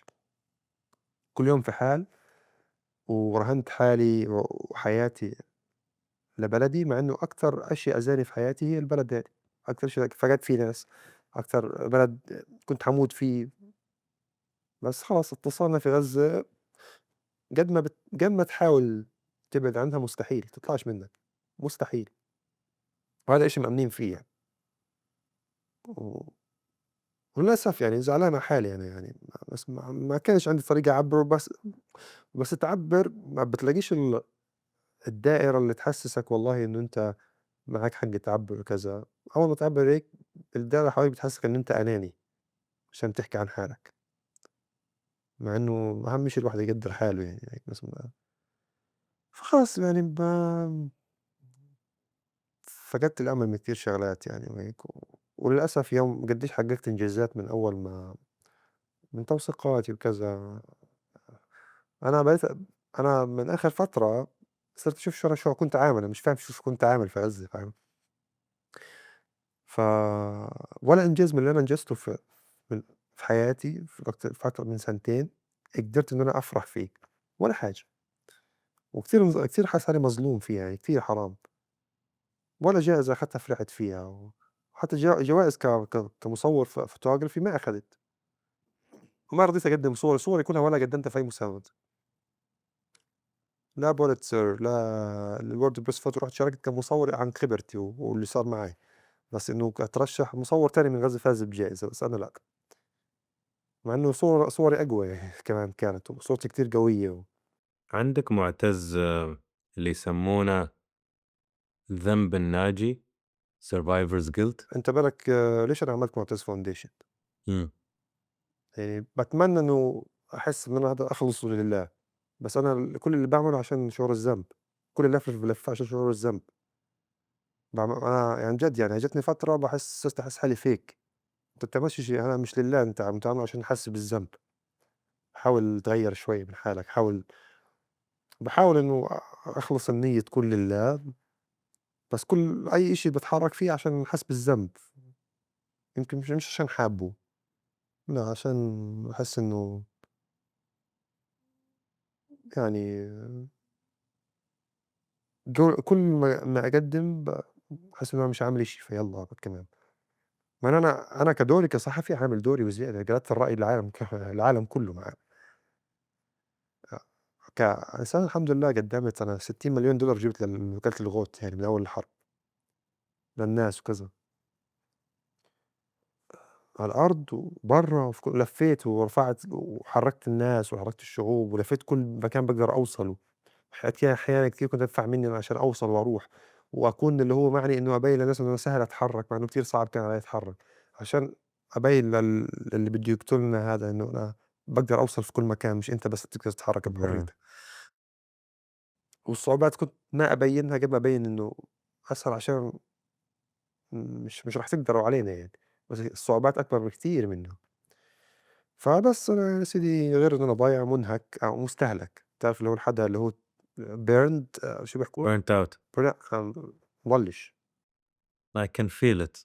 ما فيش مش ضايل إشي يعني الصراحة، وللأسف يعني الأشياء يعني شو كانت يخلّيك تستمر لو أنت burnt out؟ حلم قديم إنه أنا بدي أغيّر يعني حياتنا وهيك في غزة وأعمل، بس ما كانش حد يسمعنا ولا حد معطينا فرصة ولا حد يشوفنا بالعين، إذا أنا اختفيت مين ضل؟ طَب مين ضايل؟ ما فيش حدا يحكي، ما فيش حدا يعمل، مين بده يحكي، مين بده يعمل؟ مين عن جد اليوم بيعبّر عن غزة موجود إنه هو to lead يعني. هل تحس إن في شيء اتغيّر لأول مرّة في التاريخ إن الوعي حتى في المناطق الغربية يعني بدوا الناس يقلبون، بدوا الناس يستوعبون لأول مرّة في التاريخ؟ طبعًا، طبعًا يعني بس طبعًا هذا الإشي صار مع دمنا على المجازر. دم وناس غالي. أنت عندك اليوم أنت أكتر من 100,000 واحد، وفي كتير مفقودين وأسرى، ومدينة تقريبًا 90% حاليًا من قطاع غزة مدمّر، ممسوح مسح، واللي عاش قُلت لي ما نجا أصلًا، لأ ما حتى فيش اللي عايش مش ناجي. ما فيش كل واحد أخد نصيبه منها، ولسه في ناس قاعدة بتدفع الثمن هناك، ف والأطفال انبتروا وانمحى مستقبلهم، ولهم سنتين بدون تعليم، الخوف من الجيل الجاي إنه هو مش متعلّم، مش فاهم، بيعرف بس التكيّة، بيعرف أقف على طابور المَيّة، بيعرف مساعدات، ب بس هي اللي بيفهمه، هي شايفه هي فلسطين بالنسبة له، هذي مصيبة، مش عارف أنا شو بدنا نعمل لها يعني. إمم. فلا، لا مصيبة كبيرة يعني، نحاول نكون إنه ما ينفعش نسيب هادول، لمين نسيبهم؟ يعني إذا متروكين لحالنا واللي حاكمينا تركونا ونسان فلسطيني واحتلال بيقتلنا، طب إذا أنا كمان إذا أنا الله نفخ في صوري شوية يعني وطلعني للعالم برضه أنا أسيبهم يعني، ما هي برضه عيب يعني، فاهم علي؟ حتى لو أنت محمود تمام يعني، في الآخر يعني اللي راحوا مش هيكونوا أغلى مني يعني، وأنا مش أغلى من اللي راحوا يعني. ليش مُعتز في وايد ناس يمكن فاهمينك غلط والّا زعلانين منّك؟ الك الزعلان يشرب من بحر غزة. بس طبعًا يعني لإن هم ما عاشوش حياتنا، فاهم علي؟ شوف أنا ممكن تكون فيّا مثلًا كتير شغلات سيئة، بس أنا من بداية ما غطّيت، من بداية ما بيّنت قدّام الكاميرا لحتى الآن عمريش كذبت. قديش اتهموني كتير شغلات، ما حدش قدر يقول عني كذاب، عشان مش كذاب. لإنه أنا كتير التاريخ كنت أشوف كتير ناس بتزوّر التاريخ وبتزوّر الواقع مش التاريخ، وهذا يعني وصّلنا للمرحلة اللي إحنا فيها، فأنا أخدت على أساس أنا مش مزوّر، أنا بانقل واقع فقط لا غير، إمم. والواقع مش كتير ناس بتحب تسمعه يعني، إنه هُم شايفينها من برّا هو justice وinjustice، شايفينها من برّا إنه إحنا أبطال خارقين وسوبرمان وكذا، بدهم إيانا نفجّر Merkava 4 بالSony A7 R3. ما باقول لهم: "إحنا عُزل والله." "لا، لا، لا أنتم منتصرين." باقول لهم: "شو انتصار مين يا عم إحنا ناس بنتفتت في الشوارع، أي انتصار؟" "لا أنا انتصرت." "حتنتصروا." باقول: "طَب أعطينا تعال معانا، انتصر معانا." "إيش قصدك بدي أموت؟" "طَب يعني بدك إياني أموت أنا؟" فلقيت ناس مفصولة عن الواقع، عايشة في خيالات ومخيلات، وتعال احكي لي على يعني أنا عارف شو ذنبي اللي ارتكبته؟ نقلت شو بيحكي الشارع الغزاوي. بس، بس، أنا شو الناس بتحكي في الشارع بيّنته، فأنت خاين، أنت كذا، وإسرائيل بتحكي عني إرهابي. وهالشي أكيد يزعّلك. إيه، فأنا مزعّل الكل، مش الكل، مزعّل أصحاب الوهم يعني والاحتلال، وأنا مبسوط وأنا كان عندي خيارين من الآخر يعني، أنا مش كنت مش ما عنديش كنت بهالصراحة، أنا أساسًا اللي جاب لي الهجوم الصراحة يعني، بس كان عندي خيارين، إمم. إنه أخسر أهل غزة وأكسب المتابعين الجداد والحياة هادي وأحكي الكلام اللي هو منمق اللي بيحبوه وكذا، بس أخسر أهل غزة، أو أكسب أهل غزة وأكسب أهلي اللي أنا منهم وحياتي منهم، أنا من وين أساسًا، وأخسر اللي بيّنوا مرّة واحدة هادول حيختفوا بس تروح الحرب، فلأ أنا باكسب هادول، حتى لو خسرت هنا متابعين، خسرت فلوس، خسرت كذا، هيك ما كانوش معايا عشان آخُدهم يعني، طز مش فارقة، وبس، فأنا كسبان هادول. إمم. الحمد لله بعد سنتين يعني بان شوية من الحق اللي لسه حيبان كمان قدّام، إنه اليوم أنا أقل شيء أنا كسبان احترام الناس اللي أنا منها وفيها، اللي هي اللي هي نِفْسها توصّل صوتها بس بتخاف، إمم. فأنا أكلت الموضوع هذا اللي أنا بدي أوصّله، وصّلته، فأكون كارت محروق لشعبي وناسي وأهلي وحارتي، أنا راضي، فمش قصّة ما عنديش مشكلة، المهم هذا الحق، شوي قاعد بيبان، كتير ناس من كانوا يهاجموني اليوم بيحكوا نفس ما كنت أحكي. بس أنا ما استنيتش من أولها أبيع وَهْم، لأ أنا حكيت من بدري عشان عارف اللي جاي وعارف شو راح يصير، ما بارضاش بالخراب وبيعش وَهْم، خلاص أنا مش بياع وَهْم، أنا واقعي حقيقي، ما دون ذلك احكي عني اللي بدك إياه، ما عنديش مشاكل، هيك يعني ما الناس ما اتفقوش على نبي، الناس اليوم تقول لك فيش رب للدنيا، فيش الله، الناس ما بيتفقوش على حدا، ففي الآخر مش هيتفقوا على معتز يعني الشاب البسيط الغلبان اللي من غزة اللي هو بس يعني بده بده يعيش، فبدنا نعيش بس. آمم، شو الحين أنت طلعت من غزة، شو صورة ياسا للحين تلحق، ما يستترك صورة من غزة للحين في عقلك تعذبك؟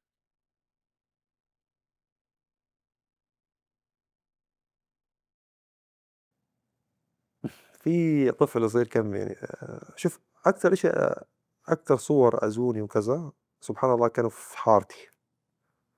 في طفل كان يعني مع شدة القصف فجسمه على شجرة الزيتون يعني الشجرة كلها داخلة في جسمه يعني فهذا منظر كتير مرعب يعني ما بقدر أنسى منظر الأجزاء الناس وهي طالعة من نص المبنى ونص التاني عالق وعطنان الركام فوقيها وما فيش جرافة أو شي ترفعه وتشيله، فيش دفاع مدني، عندوش أدوات. ناس محروقة، أنا واحد كان محروق بأبارتمنت على فيو على غزة هيك وانكسفت الشقة كلها فوقيه وضل جسمه معلق ساح مع المبنى كله والناس قاعدين بيحاولوا يشدوا فيه فهو محروق كله. والريحة مليون الريحة واحد بشمها أحيانا. أنا اليوم ما باكلش لحمة مشوية بتكون محروقة وكذا بقرف حاسس أنا بدي أرجع بتذكر نفس الإشي. ف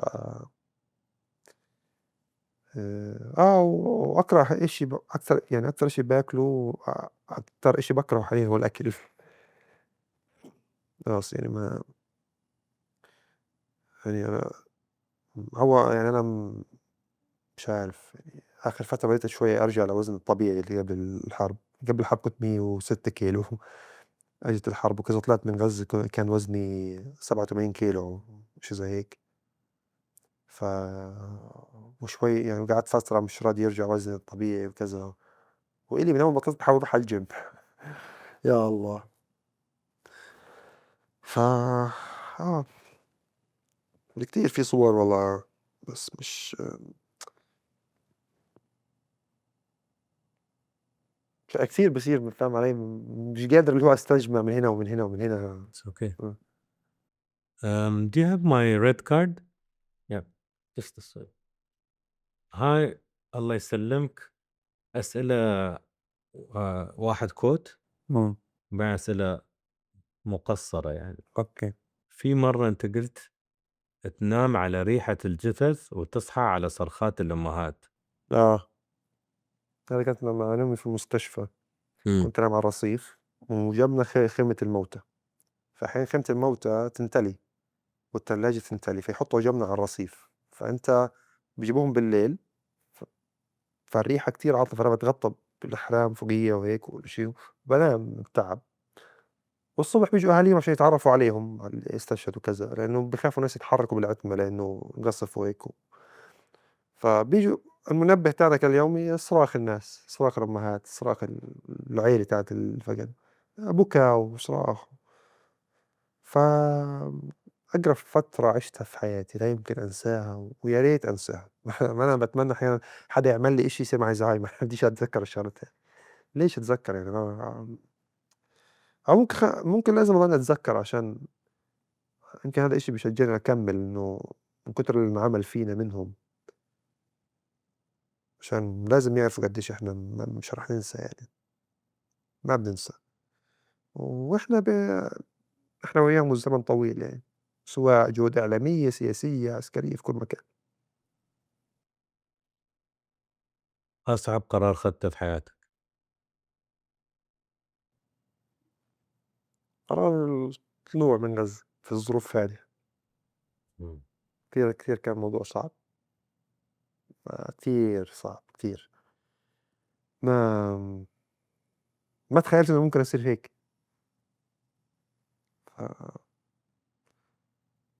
قرر الطلوع مم. وأسيب البلد في ظروف زي هيك وأطلع على مش عارف وين شو بدي أعمل شو بدي أسوي أو عارف بس وين تايه عالم جديد ناس جديدة الكل بده إياك بس أنت مش عارف مين هدول اللي هنا. فكان قرار الخروج مم. مش ندمان عليه لكن كان أصعب قرار يعني أخدته. 3 من أجمل الأشياء في الحياة. في حياتي أو بالحياة بشكل عام؟ في الحياة. إمم، يعني في 3 شغلات بس أنا مش مستمتع فيها صراحة، مش عارف كيف أستمتع فيها، بس نعمة الأمان، آآ، راحة البال، باتمنى في يوم من الأيام يعني أوصل لها، إمم. راحة البال والأمان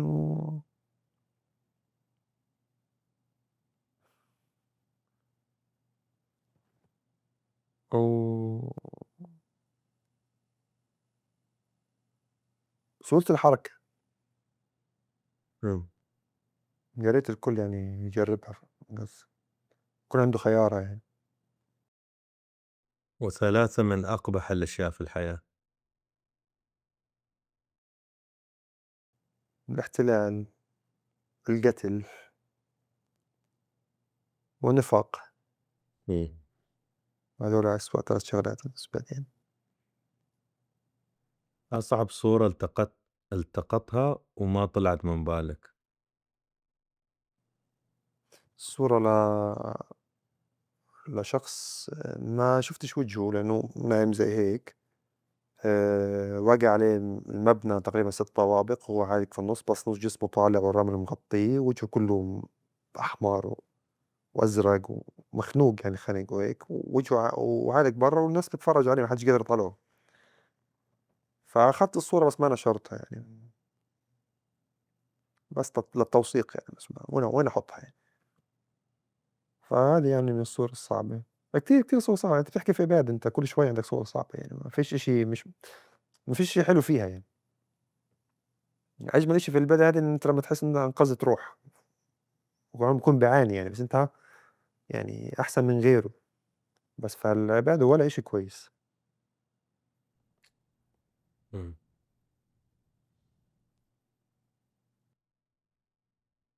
لو صار عندك فرصة تنولد من جديد تختار نفس الحياة؟ شوف أنا بعد ما لفيت وشُفت الناس أنا باشوف ناس عايشين حياة عادية بس مملة، يعني بغض النظر قديش يعني بس آه،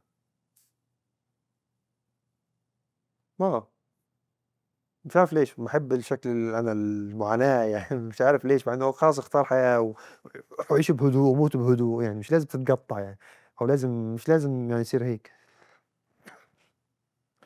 بس يعني عمري ما كنت شوف قديش أنا يعني عادي باحب البلد بس عادي مش الشخص اللي أنا يعني فارق معايا كتير يعني، بس عمري في حياتي ما اعتزيت وافتخرت في وطنيتي قد ما أنا هالفترة مفتخر فيها ومُعتز فيها، فكتير، كتير مُعتز في مين أنا ومن وين أنا وشو بامثّل فكتير يعني فهذا يمكن إشي برضه من اللي مساعدني إن أنا يعني وشوي شوي باحاول أكتشف قيمة حالي وقيمة اللي عملته، أنا حتى الآن باحاول أفهم بس العالم مش معطيني فرصة، والحرب مش راضية تخلّص فأنا من أول ما طلعت وأنا من هنا وهنا وهنا وأكلم وأحكي وأسوي ومش مع مش فاهم إنه to cope يعني شو في. إمم. اهم. شو أقرب مرّة كنت للموت؟ في أقرب مرّة. أقرب مرة كنت بادوّر على أكل عن بيت الصحافة ورايح على مطعم جنبهم، ماشي باشوف المطعم فتح والّا لأ الدنيا حرب وهيك، ففجأة ضربوا المبنى اللي قدامي مرة واحدة وفيش هيك رماني اللي هو اللي بنسميه الهبو تاع الصاروخ أو ف وقعت فأنا كنت يعني ماشي رايح على المكان يعني المكان تحت يعني المبنى فوق فأنا كنت رايح للموت قدامي وفي إسعاف وفي سيارة كمان إجوا، فكنت هناك يعني كنت راح أموت وفجأة لقيت حالي باعيط. وحتى الفيديو حذفته عن السوشيال ميديا أنا مش عارف ليش نزّلته أساسًا يعني. كنت محشور في منطقة وردم وفي قدّامي مش أنا مشكلتي أنا حدا كتير حدا كتير بيحب المزح حتى والdark humor أنا نِفْسي أعمل show لحالي dark humor في يعني مثلًا يوم ما انضربت ضربين، فأنا محشور هيك في منطقة وفي كلب كتير كبير ضخم German قدّامي متصاوب بس جاي على ناحيتي، وأنا خايف من الكلب أكتر من القصد، باخاف من الكلاب ف وإجا الكلب عندي خايف فأنا وياه خايفين من يعني خايف منه وهو خايف منّي. ف هل مرات يعني تحس يعني ليش مو بأنا؟ يوم تشوف كل مرة يعني أصحابك ياس يموتون، بس سبحان الله، الله ياس يحميك في هالمواقف الغريبة اللي يمكن بينك وبين الموت شعرة، هيك. فهل يخلي الواحد يفكر ليش أنا؟ لا بالضبط، أنا هذا برضه إشي يعني ساكن جوّاتي إنه طَب ليش أنا يعني؟ بس أنا طول ما أنا في هناك كان عندي شعور داخلي إنه أنا حاعيش. فمش عارف كنت أتعامل هيك يعني أوكي مخاطرة وكذا وممكن تموت بس شعور داخلي إن أنت حتعيش. أجاني مرّة هيك إحساس مع نفسي يعني أنت حتعيش، هيك. بس أنا دايمًا باكلم ذاتي يعني. وطبعًا يعني بتشوف هيك أحيانًا بتشك في حالك إيش في يعني ليش أنا بس خلص يعني سبحان الله هيك الدنيا، إمم. الله شو مقدّر وكاتب يعني في الآخر أنا مالي. آمم، نصيحة ما تنساها.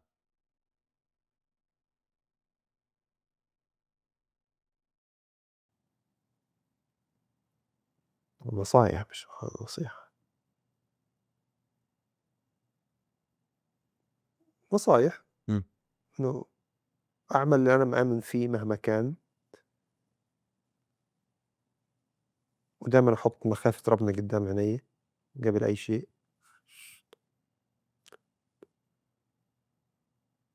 عمرك في حياتك ما ترضى يفوت عليك أي قرش حرام أو إيش ما كان.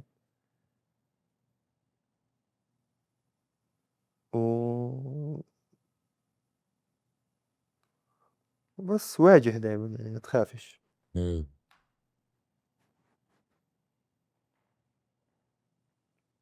كمان حاسس بدي كمان يعني في. لا تخاف، عندي أسئلة معاك، أوكي. مش خالص مني يا مُعتز، إيه. محتاج عقلك، عشان عقلك مهما متعبنك، أتمنى يا رب من كل حبة تسويها، كل حبة تثمر لوعي، تثمر لفعل، تثمر لنتيجة، يا رب إن شاء الله، يعني. إن شاء الله. يالّا باكون واقعي أكثر معاك، من ال10 حبات اللي تسويهم 9 بيموتون و1 بيطلّع شيء، طبعًا. لا، بس لا، لا. نبغى الواحد، طبعًا. تعرف؟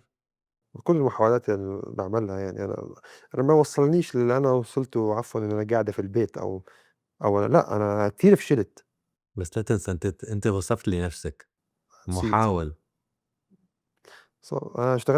أنا في يوم من الأيام اشتغلت في محل شاورما. وأنا كنت ولا يعني كان معايا كاميرتي بس you know مش عارف أستعملها عشان أجيب منها فلوس. أول يوم رُحت اشتغلت فيه كبّيت كل الشاورما على الأرض. وكنت أشتغل من الساعة 6:00 ل12:00 إمم. فأنا كتير عدّى علي شغلات يعني في حياتي. فأنا يعني طبعًا أنت مع الشهرة الكتير بيجيك فرص أكبر وبيجيك كذا بتوسع. فأنا إيماني الداخلي أي إشي بيجيني أو هذا استحقاق كامل لكل شي أنا عملته. أوكي في كتير حواليّا دوشة بتحاول تقلل ثقتي من نفسي، بتحاول تحسسني بالذنب تجاه كل شيء، بتحاول إنه تخلّيني أحس إنه أنا باستاهل لأ أنا باستاهل وزيادة. أنا أنا وغيري كتير قصص طبعًا، بس أنا في الآخر هذه حياتي أنا باحكي عن حالي. يعني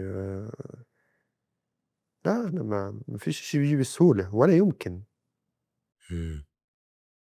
لو تقدر مُعتز، تعطي درس واحد لكل طفل في العالم افتراضيًا، شو الدرس اللي كل طفل المفروض يعرفه؟ إنه خلّي خيالك واسع، إمم. ما تكونش نمطي. ابعد عن النمطية. آآ وبس ما تشربش شاي بعد الساعة 21:00. من اللي علمك إن المفروض ما تشرب الشاي بعد الساعة لأ 21:00؟ تجربة مش تعليم. آه. آمم غزة في لوحة، لو كان عندك لوحة فاضية وقُلت لك معتز ارسم، شو ترسم لي؟ بحر، مينا، صيادين، غيمة كبيرة، مباني غزة البسيطة، غيمة كتير كبيرة، وهي حاليًا الصورة هذه cover للbook تاع بيستيا، إمم، هذه صورتي، إمم، فهذه غزة بالنسبة لي يعني، البحر أهم شي، مع إني باعرفش أسبح، إمم، فاهم علي؟ غريب، مع إني أنا يعني أنا بشكل واحد كنت أوصل البحر يعني، أنت بتحكي ولا إشي زي الدرهم على البحر، بس ما يعني ما بس والله يعني نفسي أروّح على غزة أجيب jet ski وأجيب اللي هو البادل، إمم، أجيبها بس على البحر هناك، وبعديها حيطخوني وأنا قاعد في البحر وحاموت في المَيّة، هذا أسوأ حلم يعني أتصوّر، يا إلهي! تخاف من شو معتز؟ أكون useless إمم، أموت غرقان أو يعني أو اللي هو يعني الوحدة بشكل عام، إيه، باخاف من الوحدة يعني، نِفْسي أنا لقيت أحيانًا باحب أكون وحيد يعني بس باخاف منها برضه. إمم، آمم،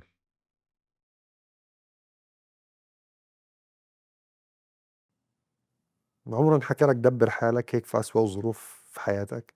إمم، انحكت لك قبل هيك؟ أوكي، يعني كل واحد بتمُر عليه نفس الإشي تقريبًا. إمم، تتعصب لو حد يحاول يتعاطف معك؟ لا ما باعرفش شو أرُد عليه، شو أقول لك طَب أنت خلاص تمام شكرًا، ما أنت بتاخد وقتي خلص تمام شكرًا، بتيجي تعطيني نصيحة، يعني أنا أكيد حاختار الأفضل لنفسي، إذا لقيتني أنا باسألك أوكي، بس ما خلاص ما تعطيني، يعني شو تمام والله أوكي تمام باحاول أضحك لك آه، ياه! آمم، إذا دخلت غرفة إمم، وفيها معتز كل شخص حبيته وفقدته إمم، في هالغرفة هاي، منو أول شخص بتروح تدوره؟ أروح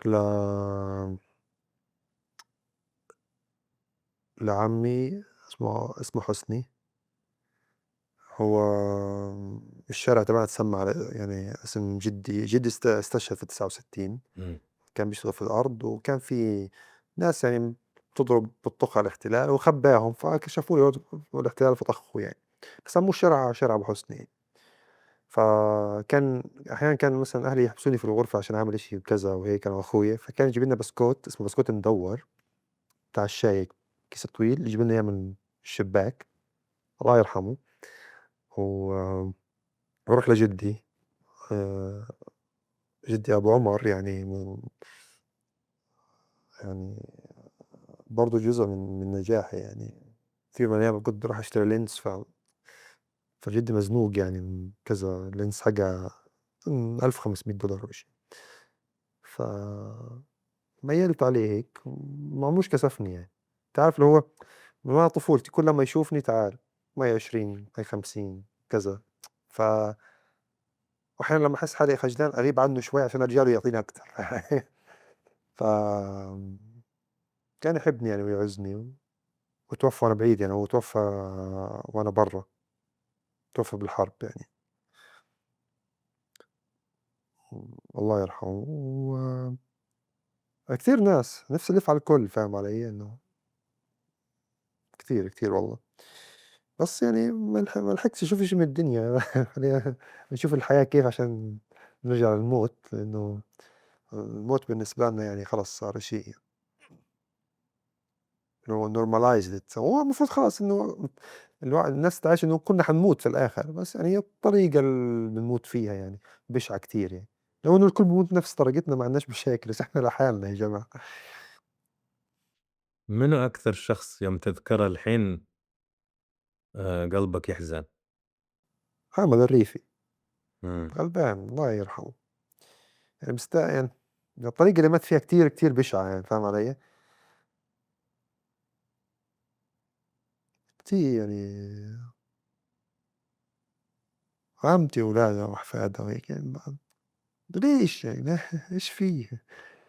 ليش كل هالموت والخراب والدمار والوحشية هذي محمد هشام مسعود يعني كيس الطحين اللي كان إحنا أنت نصرف حق 100 كيس طحين في يوم وإحنا طالعين فجأة يعني زعلان عليه إنه أنا ما قدرتش أساعده، ما قدرتش أنقذه، ما قدرتش أطلعه، والناس صارت تتعشم فيه بزيادة فاهم علي؟ وأنا لما طلعت صاروا الناس يشوفوني زي أمل هيك إنه للنجاة، معتز عندهم مثلا ملايين متابعين فكرون ملايين دولارات وفكرون ملايين علاقات، ولقيت كتير ناس يعني برا مش فاهميننا مش حاسيننا، ممكن يساعدني عشاني أنا بس ممكن يساعد غيري اللي أنا جبت له إياه لأنه مش فيش glowing يعني they're not glowing فاهم علي؟ هو بالنسبة له خلص قطع attention هيك، فكتير ناس حاولت أساعد ناس عن طريقهم بدون أي نتيجة وهيك. الحمد لله في ناس عاشوا وكمّلوا وهيك وباتمنى بس ربنا يكتب لي الأجر، ما بديش إشي تاني بعد هيك ولا بدي أي حاجة. وبتعرف أنا لو كان كتير يتمنى كتير شغلات، فجأة لمّا أجته مرّة واحدة ولا إلها طعم ولا بدي إياها ولا حابب أجربها. اليوم مثلًا أسهل إشي عندي صار السفر، إجتني شركة في الحرب قالوا لي: "شكرًا اللي بتعمل وكذا وإحنا بدنا نشتغل معاك عشان أنت عندك جمهور كبير." بدنا يعني تسوّق لنا شغل شركتنا، إحنا بنبيع أغلب المشاهير اللي عايشين في دبي معهم الجنسيات التانية هذي، فأعطوني إياه جواز.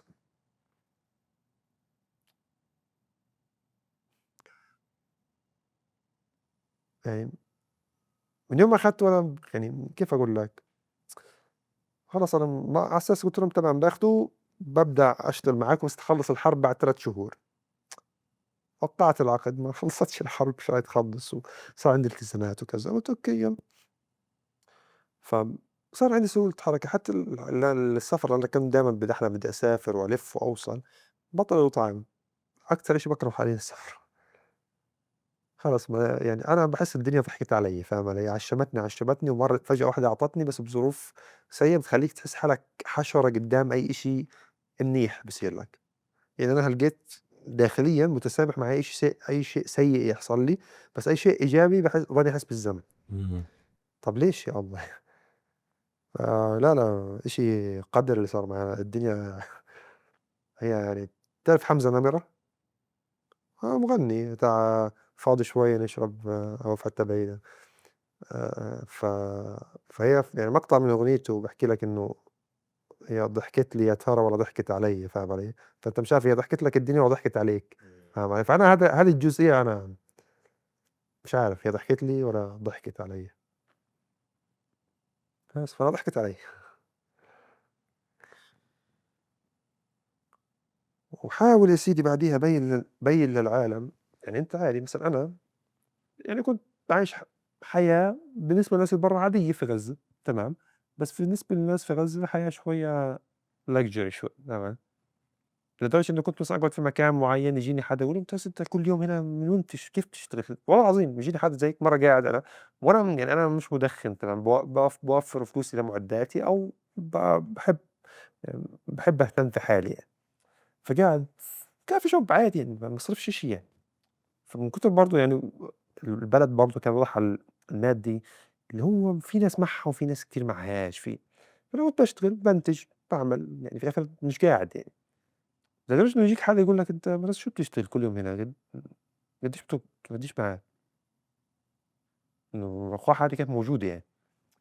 ف فه فلقيت أنت مطلوب منك إنه أنت تبين للعالم اللي تابعوك مرّة واحدة إنه أنت والله حياتك كانت كويسة قبل الحرب، يعني أنا مش يعني مش ما كنت مش بحاجتكم يعني أو أنا الحمد لله عايش بخير يعني ما كنتش بخيمة قبل الحرب عايشين بخير وبعِز الحمد لله. تلاقي حالك فأنا اكتشفت كيف اللي قبلي مرّوا على القضية تاعتنا، كيف اتشتتوا وفشلوا أو وصلوا مش قادرين يكملوا. ال اللحظة اللي أنت بتبيّن فيها و وتقف على رجليك وتصير تغيّر، تبدأ الأمواج تعلى يا معلم، إمم. تبدأ الاحتلال وتعقيدات وقتل من جهة، الناس اللي هم يعني اللي أنت مش على كيفهم من جهة، اليسار، اليمين، المؤمن، الكافر، الملحد، الجاي، الأبصر مين، كله بيضرب فيك. فاهم علي؟ اليهودي، المسيحي، المسلم، العربي، الأجنبي، كله بيضرب فيك. بتبدأ خلاص، بتبدأ الأسهم تنضرب على طول. طب شو بدكم فيني؟ أنا يعني في كومنت لليوم والله العظيم هو راضي يروح من بالي. بديش أحكي الجنسية باش يهجموا علي. فقاعد أنا نادر ما كنت أفتح البوست يعني في الحرب. أنا بعمل بشبك واي فاي، ما عندناش طبعا داتا يعني، بشبك واي فاي، بعمل أبلود وبطفي. في يوم قاعد في المستشفى نزل شوف الكومنت. في واحد عمل كومنت: هذا مستحيل من غزة، كيف هيك شعره ممشط هم في حرب. والله يخرب بيتكم، شو كيف احنا يعني، انتوا شو احنا يعني؟ بشر بمشط شعري حتى لو حرب، شو اعمل؟ كيف لازم اكون مبهدل يعني؟ فانا لقيت حالي صار عندي مسؤوليه جديده، انه لا، بدك تبين للعالم انه انت بادم الفلسطيني اللي من غزه مش شحاد، مش متسول. مش كلنا واحد، بنختلف كتير، لكن في الاخر احنا انتمائنا لقضيتنا ولبلدنا. آه، واحنا مش شحادين، احنا مش جعانين، احنا شبعانين. احنا انا كحدا عايش وشبعان، مش هاجي اقول لك والله انا عايش شوفني. انت مين؟ إمم. انتوا مين؟ ف فانت بتتشتت خلص، فتلاقي حالك رحت الهدف الاساسي اللي قدامك، الاحتلال، المفروض انت تركز عليه. تلاقي الشغلات تانية اجت ايش تشتتك، وهيك انت خلاص انت خسرت. حتى انا اللي حابب احس ان انا منتبه للشغلات هذه برضه شتتوني يعني. خلاص بتتشتت يا معلم، يلا. وهيك اسرائيل فايزه يعني في الاخر، هيك اسرائيل بتحقق اللي بدها اياه. غزة شو تعني لك؟ بلدي، المكان اللي بحس فيه ان انا في بلدي. واخر مدينه فلسطينيه على الساحل على البحر، وهي أغلى بقعة في فلسطين كلها. بالنسبة لي غزة أغلى من القدس وأغلى من أي مكان مقدس في كل العالم. فغزة بلدي، أرضي، زيتوناتي، شجر البرتقال، الأرض، ريحة الأرض، البيت البسيط قريب على البحر، بتطلع الشارع، الحارة، الجيران، الأهل البسيطة، الناس البسيطة، بساطة. طبعا كل الشغلات هذه يا ريت انمحت يعني، تمام. فأنا بحكي لك في شغلات ماضية. آه. بس خلص، أرض مباركة، أرض فيها خير، وقبل ما تحاول تطلع من واد بترجع لها في الآخر. خلص. ترجع لها؟ طبعًا، أنا كنت حاروح أساسًا يعني، بس ما قدرتش. حاولت وسعيت وارتفضت وما فيش. إمم. كان حتى أجت فترة إنه رجعت يا غزة مربوطة إن أنا أتعامل مع الاحتلال. فأنا سألني يعني، كانوا يكلموني كل فترة بيرنوا علي من رقم غريب. وأنا ما سكرتش خط الفلسطيني حتى لمّا ما طلعت يعني، وحتى جِبت خط تاني فلسطيني، لإنه أنا يعني شوف، أنا باحب الرمزيات اللي زي هيك. ما باحبش أنا يعني لمّا أراسل حدا إنه أراسله من رقم تليفون فلسطيني. في ناس بتطلع بتغيّر رقمها خلاص بتصير رقم، لأ، أنا رقمي 970 فلسطين. فخلص، والاحتلال طبعًا أي واحد في فلسطين معاه هوية، معاهم كل الdata تاعته، فسهل يجيبوك يعني، مش صعب عليهم. إمم. فكلمني مرّة بيقول لي: "كيف الحال، أنت وين، في أمريكا؟" قُلت له: "لا والله أنا في لندن هيني." "إيش بدك؟" قال: بدنا تساعدنا بشغلة." قُلت له: "يا ساتر إيش في؟" قال: "تفيدنا المنطقة الوسطى في كذا، شو محتاجين؟" قُلت له: "أنا مالي، أنا برّا أساسًا." قُلت له: "لهمش يا سيدي، بس يخلف عليك." قعد يضحك وقال لي: "أنا الشق المدني من أبصر وين." ف بيقول لي: "أنت آخر يعني مرّة بعت لك فضحتني، نزّلت رقمي وكذا." وبعت لي رقم تاني إنه متابعني كويس يعني. فقال لي: "بس أنا باتفهم يعني شو بتعمل." قُلت له: "طيب تمام، شكرًا يا سيدي." إيش بدك يعني؟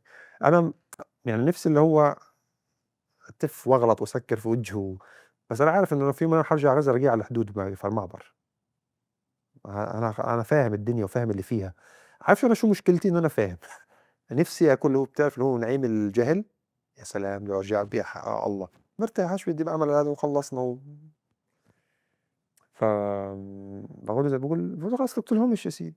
باقول له: "أنت كيف بتكلمني؟ أنا بالنسبة لك يا إرهابي، لإن أنت رافضني أمني يعني، وأنت ما طلعلكش تصريح." باقول له: "آه، طب مضبّط لك واحد بنعطيك تعال." قُلت له: "آه، لقيت بديش إياه يا سيدي، بديش أشوفها خلاص، حِل عني." ف فيعني ففكرة إنه هو يكلمك فأنت مأثّر عليهم، فاهم علي؟ وهو مش شوف هم ما قتلونيش، بس هم حيقتلوني معنويًا في يوم من الأيام، تمام؟ راح توصل هيك، لإنه ما فيش أي شخصية فلسطينية بيّنت مين ما كانت تكون وكمّلت، لإنه هم قاعدين لك. للأسف أنت لمّا تضعف من الناس المفروض تدعمك، هذا للأسف يعني شيء مؤسف. يعني أنا باتذكّر موقف صار معي، كنت في لندن في مظاهرة في 500,000 واحد وراي طالعين، كلّهم جايين لغزّة وكذا، في سِت عربية بتيجي وراي بتشتم فيّ. طَب ليش بتشتمي فيي، شو بدِّك؟ بتغلط فيك خلص، طَب شو بدِّك؟ بتفهمش. أنت عارف الناس هم اللي قاعدين على السوشيال ميديا بياخدوا أول معلومة بتجيهم وخلاص، إمم. ما بيفهمش، ما بيدوّرش، ما بيعملش حاله، هم هادول. أنت معتز كيف تبغى الناس تتذكّرك؟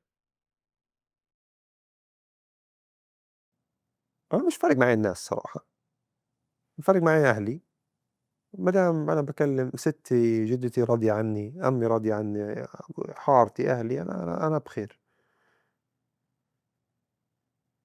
تتذكّرني إن أنا بس يعني بني آدم اتحمّل ما يعني مش المفروض أتحمّل اللي باتحمّله وما ارتحتش.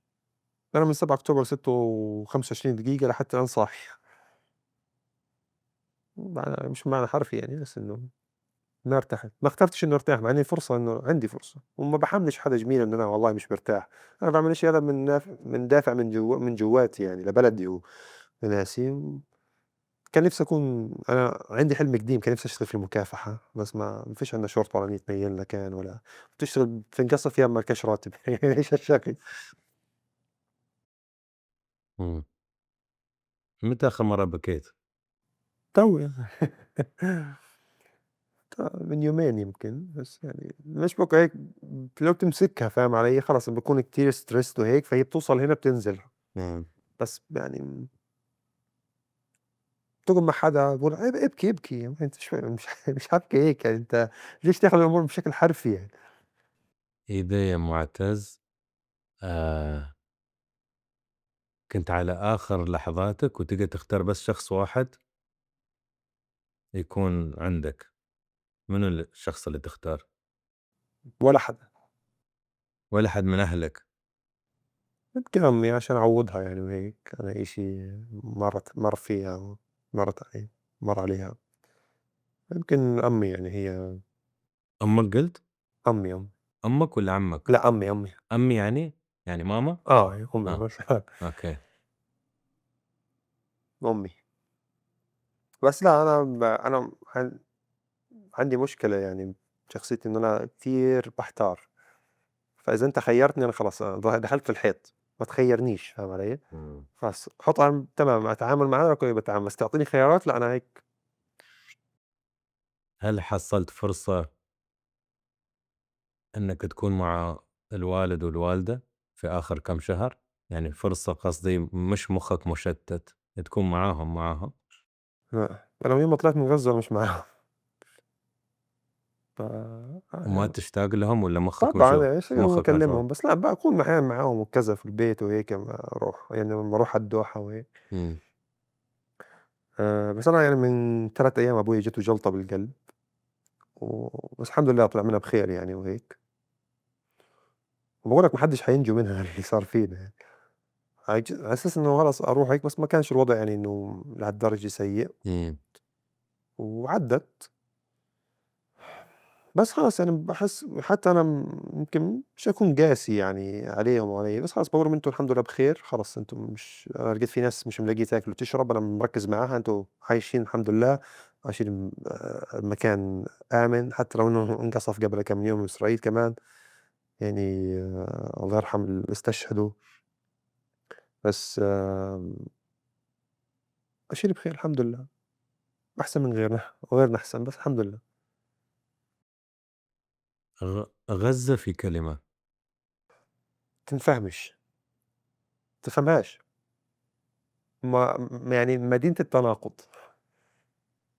إمم. تناقضات، أنت اليوم في الحرب في ناس بترقص وفدعوس وبتغني، وفي القصف في آخر الشارع. مش فاهم حاجة، يا الله. أنت مشتاق لها. أنا والله مشتاق للناس عن جد، يعني أنا حاسس إنه الطريقة الوحيدة للنجاة من كل اللي أنا بامُر فيه من أول ما طلعت والإشي النفسي السيء اللي أنا بامُر فيه هي غزة، لإن أنا ما كنتش حاسبها يعني أنا يا زعل إن أنا اتأخرت شوي في طلعتي يعني. يعني أنا هناك على الأرض كنت اللي هو ما باقعدش فاهم علي وهيك نعمة كبيرة لمّا الله يعطيك إياها إنه أنت تصير مصدر أمل للناس على الأرض وتكون بينهم فاهم علي، والناس بتشد ضهرها فيك وبتكلمك محتاجيتك وبيساعدوك. في غزة كانش مكروه الكاميرا، أنا وصلت مرحلة في غزة الناس لمّا يشوفوني كله يفتح الطريق، تعال معتز صوّر هنا، اعمل كذا، عشان عارفين إنه هذا بيساعدهم. فأنا وصلت مرحلة الناس كلها تعطيك ثقة كبيرة والحمد لله قدرت أصون صوتهم ما بِعت، وأنا هذا إشي فخور فيه لآخر عمري قديش مَر علي وقديش خسرت مش باعتبرها خسارة يعني زي ما حكيت لك كلمة الشهيرة طُز بس ما تهاونت في صوتهم أو كلامهم أو ما باغيرش عشان أهاوى حدا، إمم. لا، لا، لا، أعوذ بالله وحتى لإنه يعني تخيّل أنت اليوم أغلب الناس اللي واقفين معاي من غزة وكذا ما عمريش قابلتهم في حياتي، ولا باعرفهم ولا بيعرفوني ولا بينهم حتى يمكن chat. إمم. يعني أغلب أصحابي الباقيين ما شُفتش message منهم حتى يعني. فلسطين في كلمة. أكبر من كل شيء فلسطين يعني وترى قديش تضحيات عشانها وبس يعني فلسطين حلوة يعني حلوة حتكون حرة بس محتاجين نتوحد بس مش أكتر والله، وحدة وطنية فلسطينية أول بعدين إمم. راح كل شي يتساهل يعني. بس فلسطين باعرفهاش أنا ما شُفتهاش يعني ما باعرفش إلا غزة. نفسي أشوفها حاولت والله بقدر المستطاع، حتى أجيب جواز سفر تاني يمكن هذا لعل وعسى بس مش ضابطة الدنيا يخرب بيتهم مش راضيين ينهدوا، بس إن شاء الله بنهدوا في يوم من الأيام. فحاولت والله أشوفها بس مش ضابطة يعني. وآخر سؤال، مُعتز في كلمة.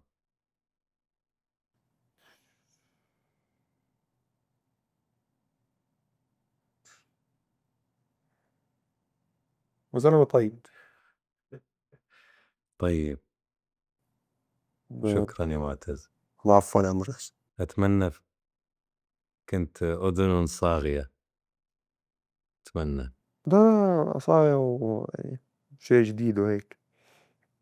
ف باحب إنه خلاص ما يعني لإنه وصلت جزئيًا وصرت كيف أتوقع الكل راح يسألني عن هجوم أو عن إنجازات أو خلاص يعني هذا شيء جديد يعني. لا أنا بغيت تعرف برنامجي. لأنه خصوصًا بالعربي، أنا ما باحكيش بالعربي كتير وكنت الصراحة كرهت العربي، بطلت أحكي عربي، ما بديش أحكي عربي كرهت أي شي اسمه عربي. مش طبعًا يعني مش يعني أنا مش هجومي يعني مش شخص هجومي وباحب يعني أفهم وهيك وإشي بس لمّا تلاقي للأسف يعني أكتر ناس بتقف في وجهك وبتهاجمك هم العرب مش الإسرائيليين، فأنت بتلاقي شو مالكم إيش الدنيا انقلبت. فخلاص تبدأ اللي هو تعمل اللي هو زي defensive mode تبدأ فيه، فخلاص أنت تطير هيك تصُد، فاهم علي؟ وخلاص ما بديش أطلع لغتكم، بديش باحكي إنجليزي، وحتى لو إنه الgrammar عندي فاشل فيه، بس أنا حاحكي إنجليزي بصير. هل شكرًا إنك كلمتني بالعربي، حياك، أنا حياك، استمتعت معك حياك. وتعبني شوي معك، بس المفروض أتعب عشان أنا تعبي ما يسوى ولا 0.0000001 في حياتي ما باتجرأ إن أقول إن أنا فاهمِنكم، في حياتي ما باقول إن أنا مُتفهِّم عشان أنا آخر إنسان مُتفهِّم. هل أحزن؟ أحزن من بعيد ولا في فايدة، يعني فما أتجرأ إن أقول إن أنا فاهم أي فلسطيني ولا أي غزاوي، عيب، عيب إن حتى أحاول إن أقول هالكلمة، أستحي يعني، بس أحاول أسوي النبذة الصغيرة اللي يمكن تحدث فرق صغير، بس إن شاء الله فرق صغير مني أنا ومن كم من 1000 شخص، لعل وعسى يحدث تغيير ننتظره، يا رب. يا رب نستنى التغيير يعني إحنا بس بدنا إنه إحنا تحترموا يعني معاناتنا وموتنا وخراب ديارنا يعني. بتمنى قبل ما تحكي معي غزاوي تحط حالك مكانه بس. يعني ما احنا مش بفترة ان انت بدك تثبت والله لا انه انت صح واحنا غلط. طب انت مين يعني؟ انت احنا نحكي في وضعنا في حالنا، ما بحكيش في حالك. يعني انت لقيت تصير اشي في بلدك، كل الدعم ربنا يقويك وكذا، بس انا مالي انا اتدخل في امور داخلية انا. او يمكن فلسطين اكثر حساسية لانه مربوطة بعقيدة بدين كذا، فالناس يعني اكثر يعني صح. هيك. بس يعني برضه في الاخر احنا بني ادمين يعني وبدنا نعيش. بس هتذكرها كلمة بدنا نعيش لأنه في كتير ناس يعني عانوا وهم بيحكوها وتعذبوا وبدنا نعيش. بس يعني بس هاي إحنا كل اللي بدنا إياه بدنا نعيش بس، ولا أكتر ولا أقل. بدنا نعيش كرامتنا بحقوقنا بوطننا بعلمنا بمدرستنا بمنهجنا بكتابنا بمعبرنا بمطارنا بسياراتنا ببيوتنا بأراضينا. بس حلوا عنا بس خلينا نعيش يعني. سيبونا في حالنا. الله يوفقك ويطول في عمرك ويطول في عمر ماما وبابا وأي قريب بقى عندك، الله يعطيهم وأتمنى الصحة. ناسنا يعني الله يحفظهم. بس عنا دعوات، وأتمنى في أشياء أكثر عن الدعوات تصير. إن شاء الله إن شاء الله كل واحد بيعمل اللي عليه. هي أنا حاليا يعني برا شو يعني شو قادر أعمل غير إنه أنا أوجه الناس إنه الطريق الصحيح إنه ندعم الناس على الأرض، أعزز صمودهم بكل طريقة يعني بنقدر عليها. وخلاص في الآخر ما بدناش نوصل لمرحلة إنه هو الفلسطيني الجيد والفلسطيني الميت زي ما بدها إسرائيل يعني. مش رح نوصل للمرحلة هذه، مش رح نخلي الناس تطبع على موت الفلسطيني. يعني اليوم مثلا نقول لك موت إسرائيل تلاقي ناس بتحتفل والله مات واحد من الاحتلال وكذا. طب موت فلسطيني الله يرحمه. طب إيش بقولوا اليوم في مات 100 عندي الله يرحمه شهداء ويلا طب مات إسرائيل طب تمام أنت أوكي بس في 100 يعني بين حزن أكبر إلنا يا سيدي يعني. ليش أنت مطبع مع موتنا وأنت بتشجع من برا؟ بس يا عم بس. شكرا على وقتك يا أخي. ثانك يو. تشرفنا خليك شرف لي. حبيبي الله يخليك.